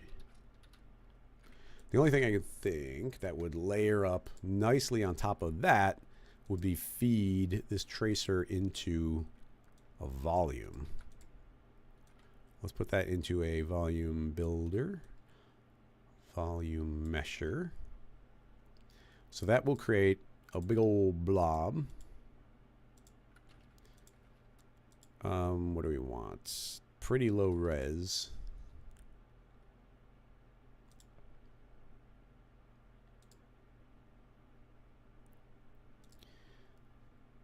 I'll say 5.5. And that will create a mesh, and that mesh is what I want to do the feedback loop. Okay, interesting. Volume builder, seeing the tracer. What do we got? Okay, so that's a tracer. That is a volume from the tracer. That is the final measurement. Let's hide this volume.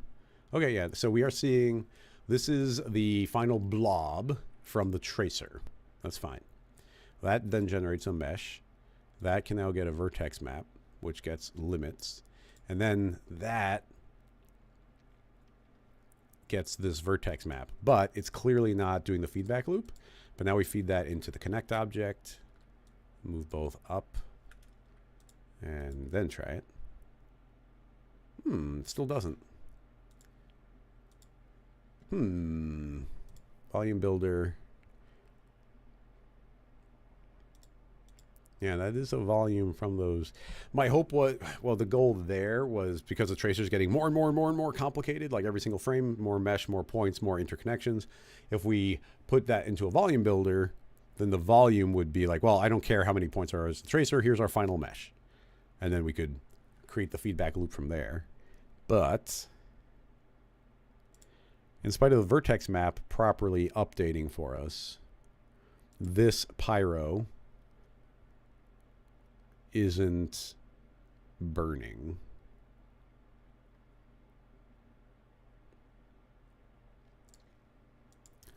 I'll try turning on the density. Go back to the pyro scene. Oh yeah, it's gonna, and draw the pyro for us. So yeah, you see no smoke. This is not generating.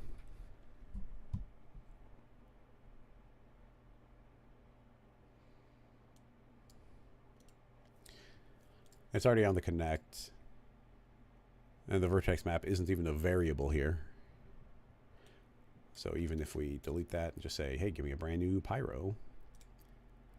Well, that did something. Oh, no. As soon as I refreshed, it didn't. So yeah, that's not doing anything for us. It's drawing a new mesh for us. So you see we get this new permanent mesh, which is something. If we go back to this one, we have a flickering mesh. Here we get the final complete combination one. I don't know why when I activate it, it suddenly draws that, but it's clearly not once I run it. And this should be, I turned on the visual here for, it should be drawing the pyro for us. So this should be definitely generating. It's not. Too bad. I think we dead ended there. I can't think of anywhere to go from there.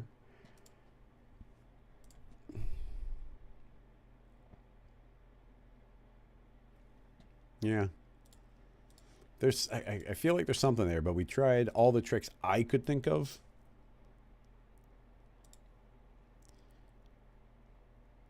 To get the proper feedback loop, and the only one we got was a tracer, which was limited. Very limited. And I can't think of any way of optimizing that. Let me check the chat and see if there's any good questions we can squeeze in.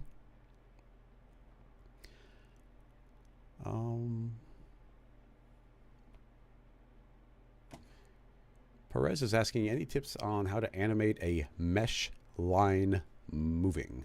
Can you say that in a different way? I'm not following. Like a mesh line would be an edge, right? So you could deform it with any deformation that you want. So I'm not sure I follow the question.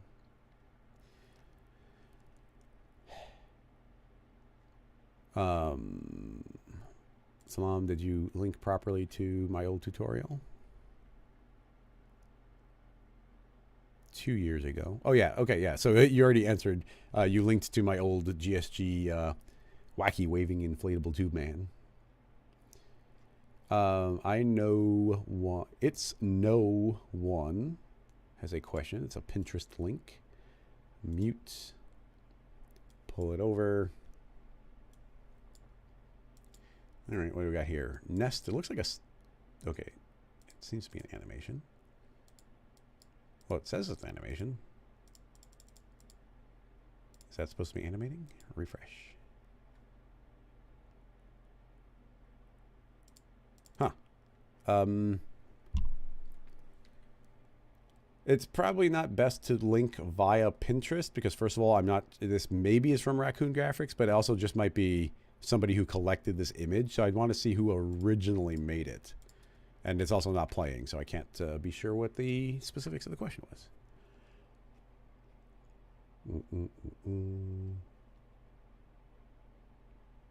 Can we make... Oh, no, that one was already answered.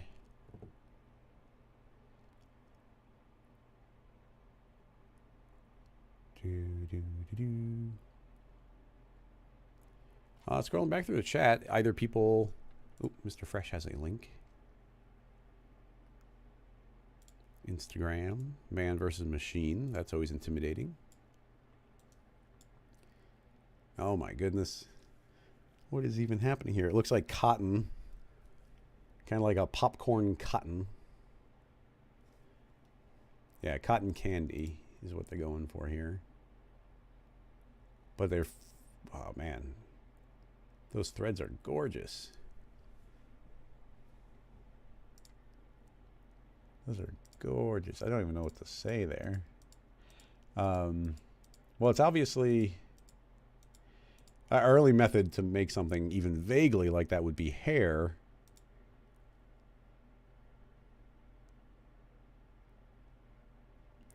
I guess there's some basic stuff. How would inflating a very basic piece of geometry end up looking with hair on it?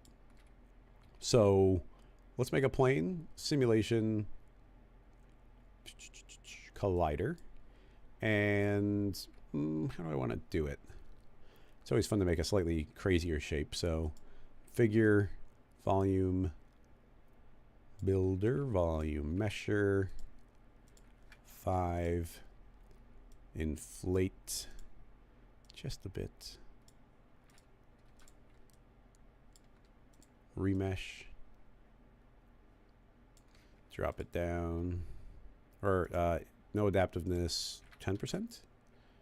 No, a few more than that. Symmetry on X. There we go. So we get this little figure guy. I'll jump it to 30. Get a few more polys in the foot. There we go.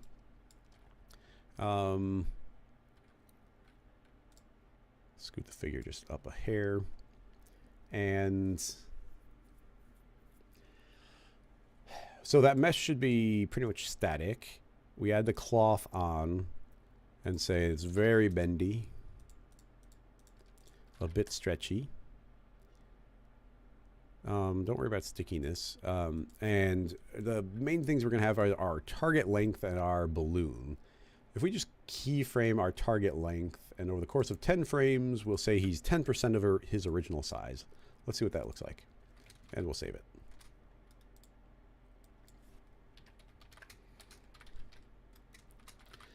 Cotton test. Hit play. So he's good. Oh, he gets so tiny. Okay, actually, that's not bad. That's not bad. So he's shrinking. He's shrinking really fast. Let's calm him down a little bit. Let's say 30. Give him some time to shrink down.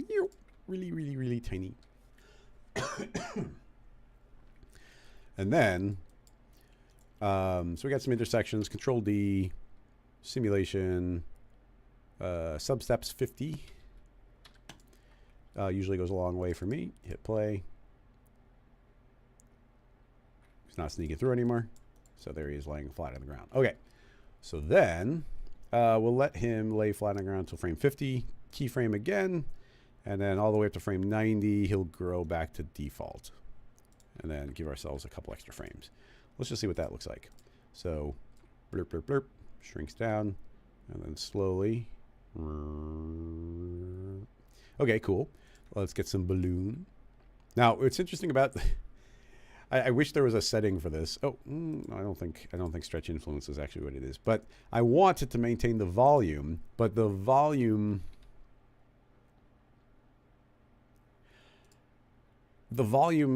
isn't taking into account the target length. I wish there was a checkbox so that we could say, hey, take target length into account. Because like you can see that all of the volume is still trying to be maintained there. So essentially I have to say up until here, the overpressure will be 0 or, really small. And then as he's inflating, I want it to overpressure up to 2. And this won't perfectly overlap each other, but at least here he should be able to go down really thin. And then it's going to inflate. So as it gets bigger, it's also trying to inflate to fill up the different shapes. I kind of like the way it's flopping all over, but let's pull back on the stretchiness and the bendiness. It should maintain the original shape a little bit more. Slowly grow. Okay, yeah, okay, this is almost visually exactly what I want. So we're going to end up with something really tiny and compact. So everything's really, really tight. And then over time, it's going to inflate, and then slowly start taking its shape back on. Ooh, he's getting a little vibraty. Control D. We do an acceleration clamp maybe, or a velocity clamp. I'll say an absolute. Say 100. Does that help? Yeah, that calmed them down a bit. So let's see if that... Well, you see everything's slowing down. It can only move so fast.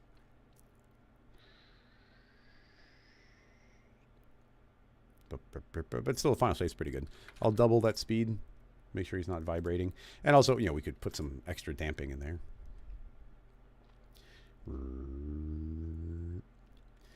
Okay, so here's what I'm specifically interested. I don't like this head is intersecting. Let's do a couple extra collision passes. I don't want to go too slow. I mean, obviously, there's a lot of polygons right on top of each other there, but... So, yeah. So that's working pretty well now. It's vibrating again. I mean, there's not...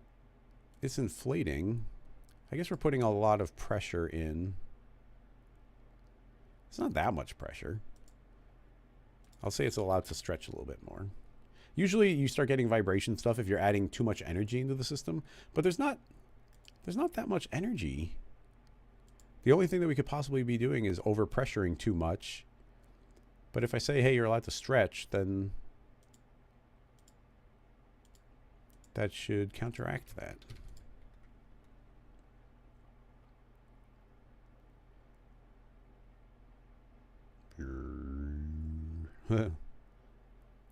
Yeah, sometimes you get these pinches. Well, anyway, that's working pretty well. It's not getting the entire final shape, but the point is, what I want to do is get something that's like pretty small and crumpled up, which is, you know, that's working pretty well. And then as it starts inflating, there's like a real structure to it where there's like different angles and different curves and different things happening in slightly different areas. And then we end up with a final shape that's kind of revealed itself. So we get this lovely final shape. I'm pretty sure, let's see. I'll make I guess I'll put it into a null, group it, and then throw in a single smoothing, which can never hurt. Say 1 layer of smoothing just to take off some of those pinches, and then take the end result of that and subdivision surface it 1 by 1. So now we get, you know, a pretty smooth mesh, and all that's happening after our balloon calculation, so it has nothing to do with it. So it won't slow us down or take any longer to calculate. We should just get smoother results. Like it will get kind of nicer wrinkles going on, which yeah, seems to be the case. Okay, cool.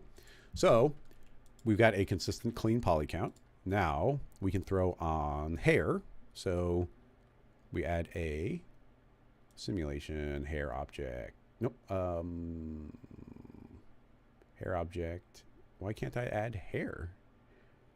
Can you now put hair on a subdivision surface? Well, fine. I'll make a connect then.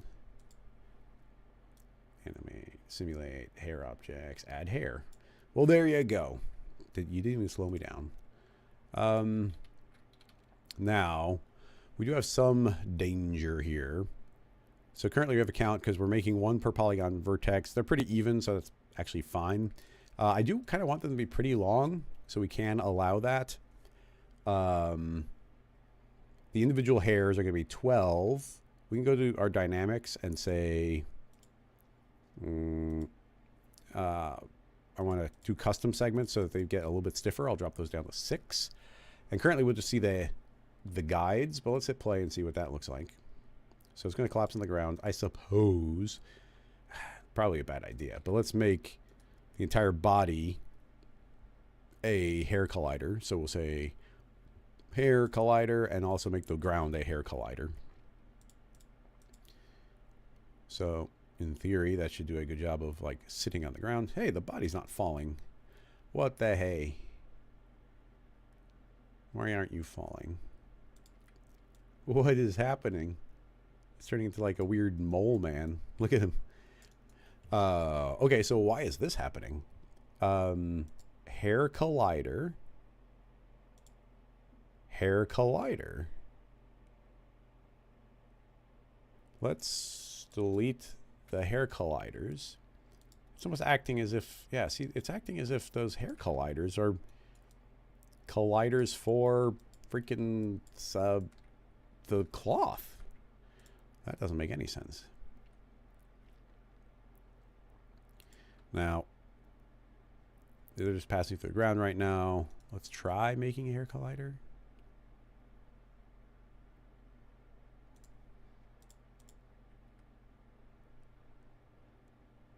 Okay, fine.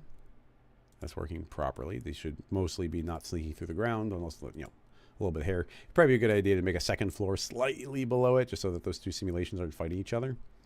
So the question here mostly goes to, would we get emergent structure?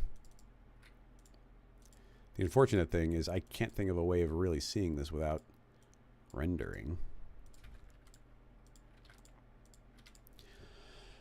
Let's get some frizz. Honestly, not much. I usually put quite a bit, but I'm thinking we even stay close to default. I'll say 5, no, 11 and 5. There's going to be a bunch of subdivisions in between, so the guides are what's going to push those. Redshifts going to take a long time to render for me, but it's probably a good idea. Render. I mean, let's just see what happens. Hitting render. It's defaulted to redshift for me. I mean, it renders. If we don't make any lights, this might be okay. It's not too bad.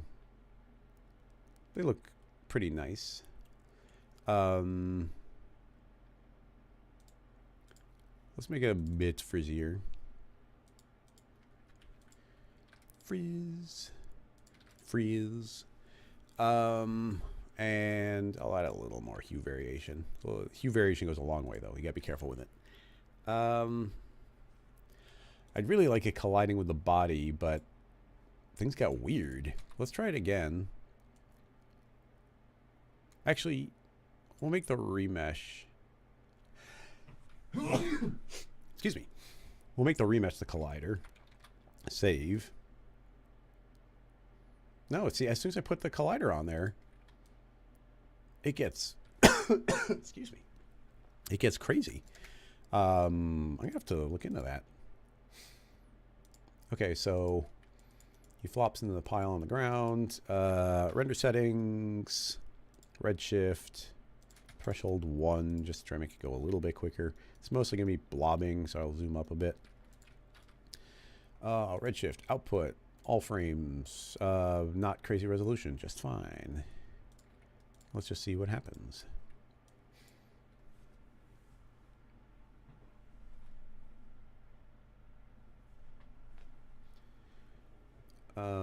Yeah, it's not going to be quick to render. I mean, during, you know, in the context of a live stream, this is not bad.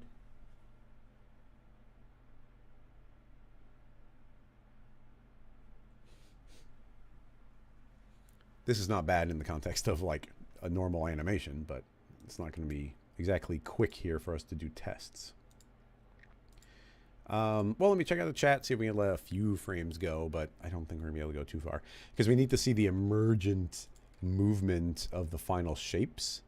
And even now, like, it's not gonna look like that. I was more hoping we get some shapes kind of like that, you know, and we didn't build a structure that would exactly do that, but it'd be something kind of akin to it. But they obviously have like beautiful, like little bits of, well, it's supposed to be melted sugar, little bits of melted sugar stuck there. Different threads have different thicknesses. There's obviously different colors painted on them as they're like moving further out and in, like giving them a real sense of structure. Ours is obviously very random. So that's, you know, pretty incredible. Checking the chat.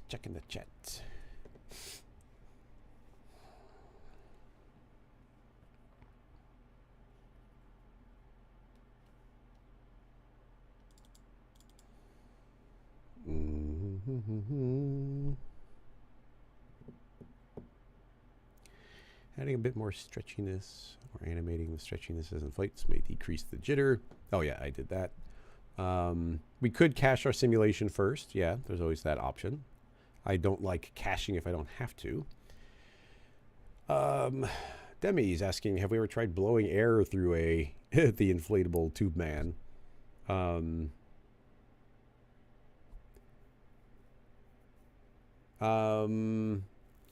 Air, it doesn't have that sort of volume. We'd have to turn on pyro, and that seems crazy. This is not going to render anywhere near as much as we needed to see the results. Pyro will create kind of volumes. It kind of creates air pressure for you. So, and I guess, you know, without this is not going to render quick enough for us to do anything with. So we can do a very, very quick test, even though we're at the end of the stream here. But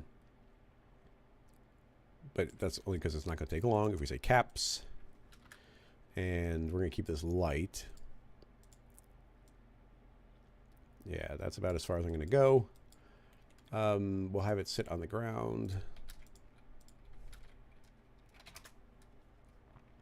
I'll just make it editable, keep things speedy. Okay, so this will generate pyro for us inside. Collisions are not amazing on pyro either. That is going to be a simulation pyro emitter. This is going to be simulation cloth. Cloth, we can do I'll even grab these first two. and say those are dresser fixed. So those won't move. Temporarily, I'll turn that pyro off. And let's just see what kind of movement we get right now. So we have play. Is the structure so... Oh, maybe it's so light that it's not...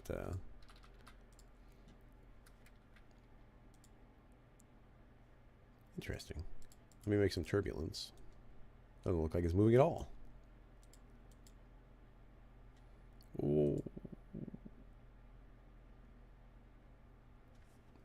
Why aren't you moving?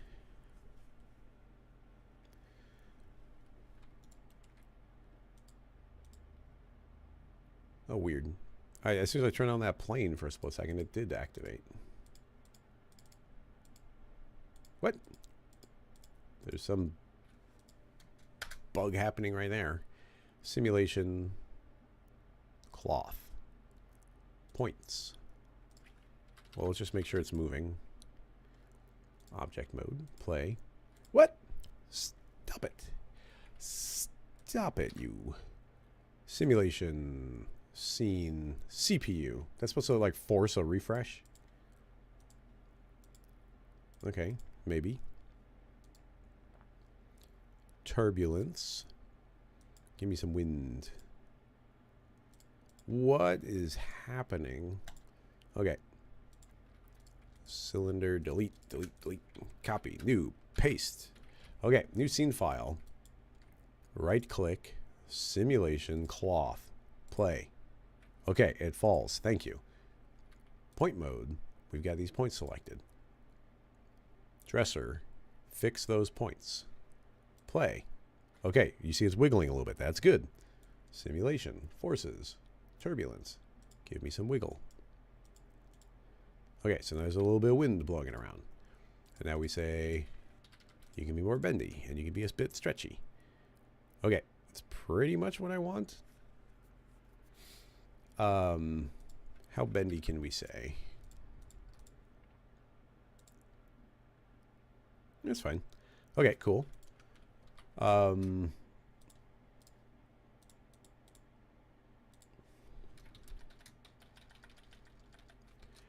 Airflow. Okay, so if we again create a plane, shrink it in. Actually, we'll make a sphere. Why not? Tiny sphere. And I say, okay, you are pyro. Hit play. Okay, cool. Now we get some fire. So these systems are supposed to work with each other. So if we just let this go for a little bit, let's see what happens. So not too different, but you see that's kind of escaping outside of it. It's kind of trapped inside. You see it's not really escaping out from the walls. So that's all good. So then we say, you know what I'm going to do before we do anything? I'm going to say that the mass of this cloth, I'm going to say 0.01. So very little mass. It's very, very light. Maybe a good idea, maybe not. So then we go into Pyro and we say,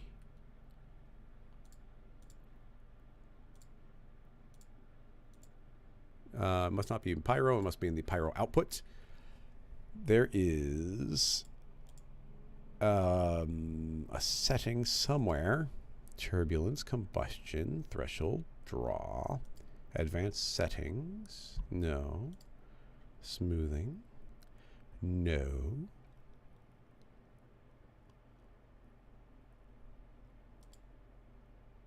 Oh, it might be fluid force factor. Maybe? Well, let's hit play, see what we get. All I do is make it really light. Oh, that's interesting. I didn't even turn anything on. And I made it very light. We had trouble when we were turning on and off Pyro before. Let's just say Pyro is not enabled. Hit play. Oh, man. Is there a bug in... Oh, okay, well, turning it on and off seemed fine. Now, it's not falling over anymore.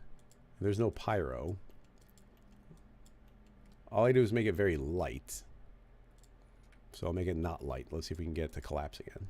Okay, cool. So it's collapsing again. So that's our baseline. That's what we're looking to change. So pay attention to the way that's falling. Okay, now we turn pyro on. We hit play. And I don't think it should look any different. Looks pretty much the same. Slower, but, you know, pyro's running. Speed this up a bit. Pyro. No density, so there's no smoke. And we can also go into our pyro settings, and I can say thresholds, and I can crank up our temperature threshold. Actually, it's pretty high already, but I'll say 11. So essentially, if the smoke isn't really, if the fire's not really hot, it's not going to try and render it. Okay, so there should be, in theory, some heat there doing something. We should be able to change this actually to temperature.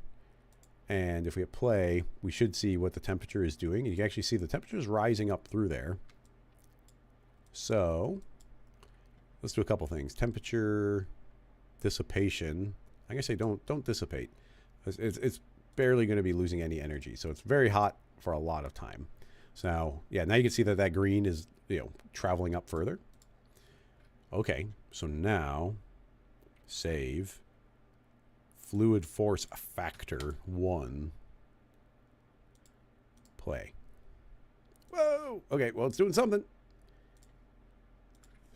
0.1?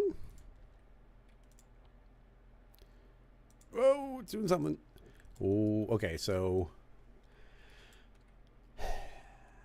what is it doing? There's a whole, yeah, that's freaking out. 0.01. Well, clearly it can interact.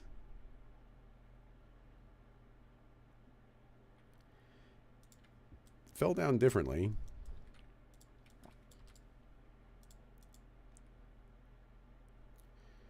You see, it's like whipping it around, but there could be like a feedback. Could be a feedback loop going.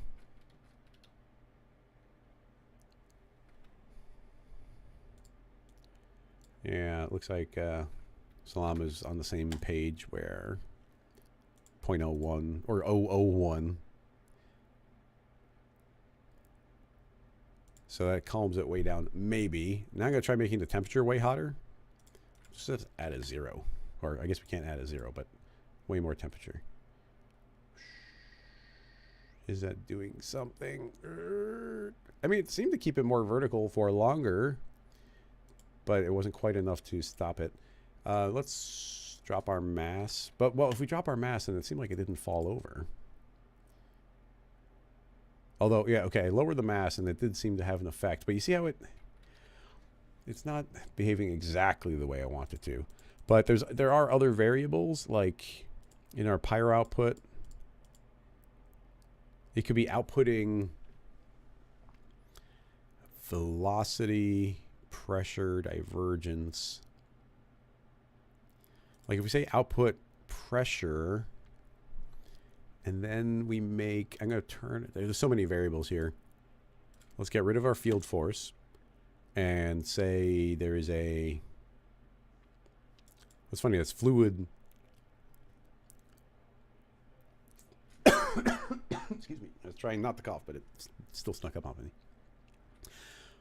Fluid force factor 0.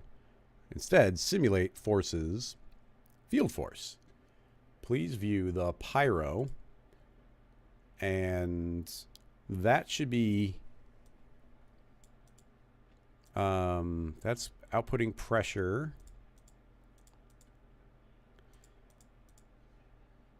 So if I hit play, hello. So now we get a giant cloud of pressure, I guess. So that's pressure. Maybe we want velocity. So is that a giant cloud of velocity with all these directions? Like, oh man, there's so much happening.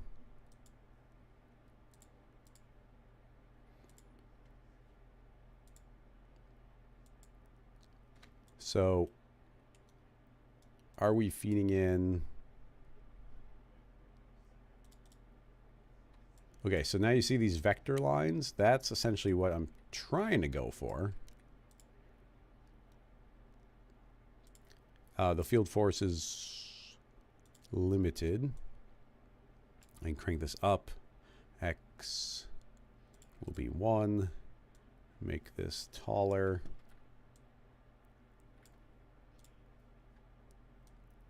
So that should be kind of representing the lines. That's kind of giving us some direction. So now, is that field force now kind of doing what we want it to? Maybe. I'll put the mass back up to 1. So in theory, it wants to fall. But now we have this force blowing up, also potentially pushing outward. But it still was able to collapse down and push those away. Our field force, let's make it 10 times as strong.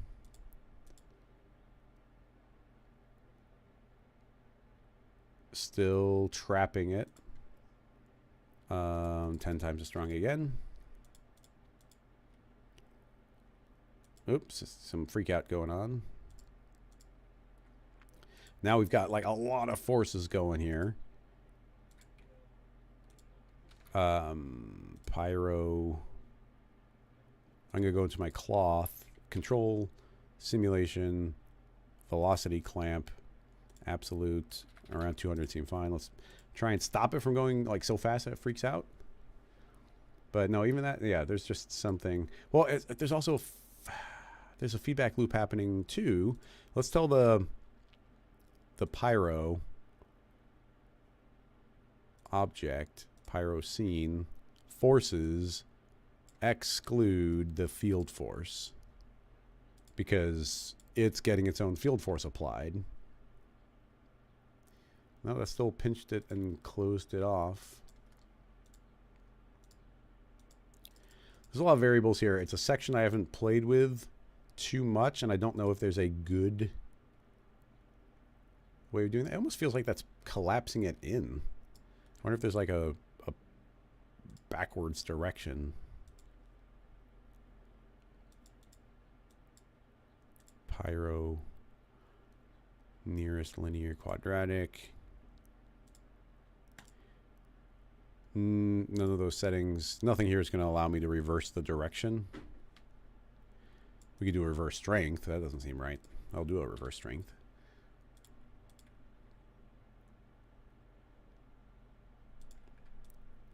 Even that. Yeah, I mean, you see how they are slightly interacting with each other. Like you can see, you see this puff.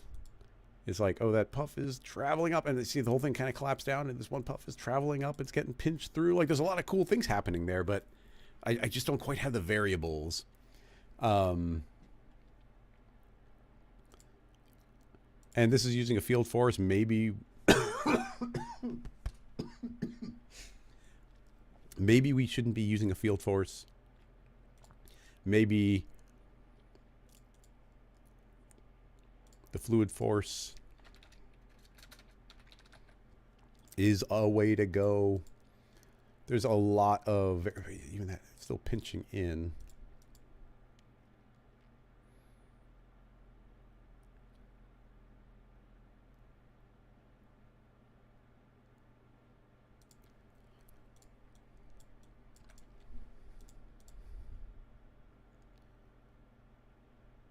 Like how forceful could that possibly be? But essentially, this is the only kind of, the only vague method I can think of that would sort of work.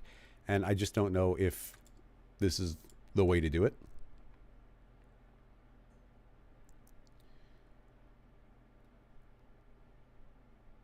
Oh, interesting. I mean, see that this time, I mean, up at 0.1, there's definitely feels like it's doing something. We're not exactly trapping the pressure, but it seemed to do something. Actually, the way it's kind of, you know, let's put it up to 1. So now fluid force factor 1. We pulled the velocity way down, which we clamped. But like, are these two working with each other now? Like, is this upward movement of the heat going to be enough to try and keep that from getting clamped?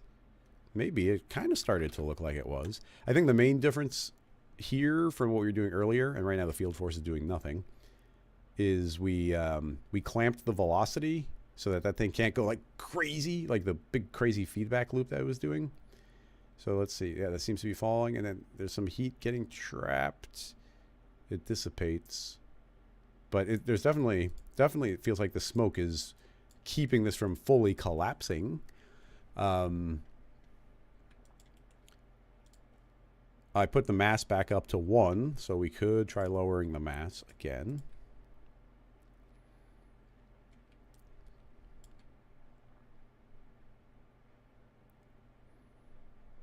I don't know. A lot of variables. Seems like lowering that mass way down isn't doing too much. We did crank the temperature up quite a bit. Inside of pyro, we've got our temperature buoyancy. I'm gonna make the upward movement like way stronger, just to see. So now, if it's hot, it really wants to move upward.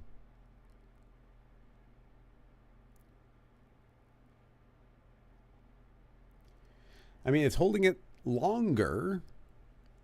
But with the forces that we have going here, like I feel like we're well outside of what we would want to be the normal one. And I don't know, it's like, it feels so close to like actually really working, where it's like, imagine if this kind of folded over, but we have all this heat inside of it, and that heat would build up because it can't dissipate. And then that would keep on exerting more and more upward pressure, and that upward pressure would build until it could finally travel upward. But right now we're pumping like the hottest possible temperature through.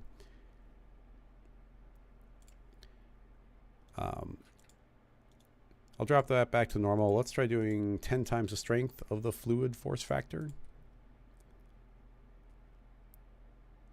Well, that didn't help. I don't feel like it helped at all.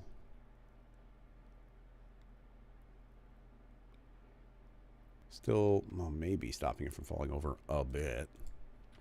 100. It's kind of pushing it back up again.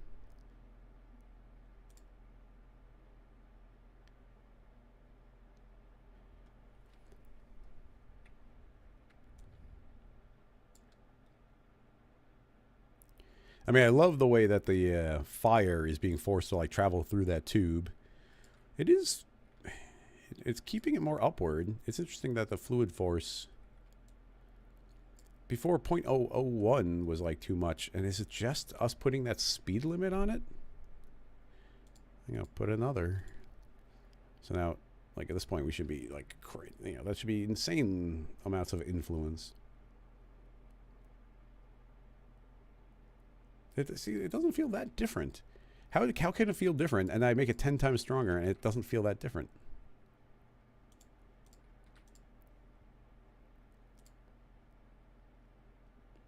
I've got more questions here than I have answers.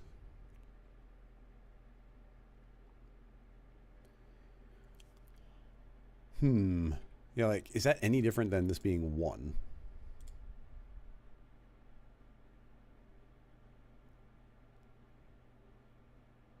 I mean, there's a difference, but I don't know. I'm a bit stumped on it. I'd like to know more. Maybe there's variables I'm not thinking about. Could be important here. Our voxel size, relatively, it's pretty big considering, let's see if I set this to 5. That's a voxel. So that's not that many voxels across to work, but that would super slow us down. In any case, we've already gone significantly over today. I'm thinking that we start wrapping up. Thank you so much, everybody, for hanging out. Next Wednesday, I'm trying to think if there will be a show next Wednesday because I do travel again to go for the design and animation tour. I'm not sure if I travel on Wednesday or Thursday. And depending on when I travel, even if it's on Thursday, that could influence it. So maybe a show next week, maybe not. I'm not 100% sure. Thank you so much, everybody. Thanks for those donations. Thanks for the subscriptions. Thanks for the gifted subs. It is super appreciated. And of course, if you want to support Rocket Lasso, the best way to do it is either directly through Patreon, or even better, you can buy one of our tools, which will not only help Rocket Lasso, because we made something cool that's going to be helping you out with your work, but it will speed up your work or enable you to do things you wouldn't be able to do otherwise. Just like in that early question, we were using a whole bunch of mesh to spline that was unlocking a bunch of capabilities that I didn't even know were possible inside of Cinema. But anyway, that's going to wrap this up. Thank you so much, everybody, for hanging out as always. But until next time, that's a goodbye. So see you next time.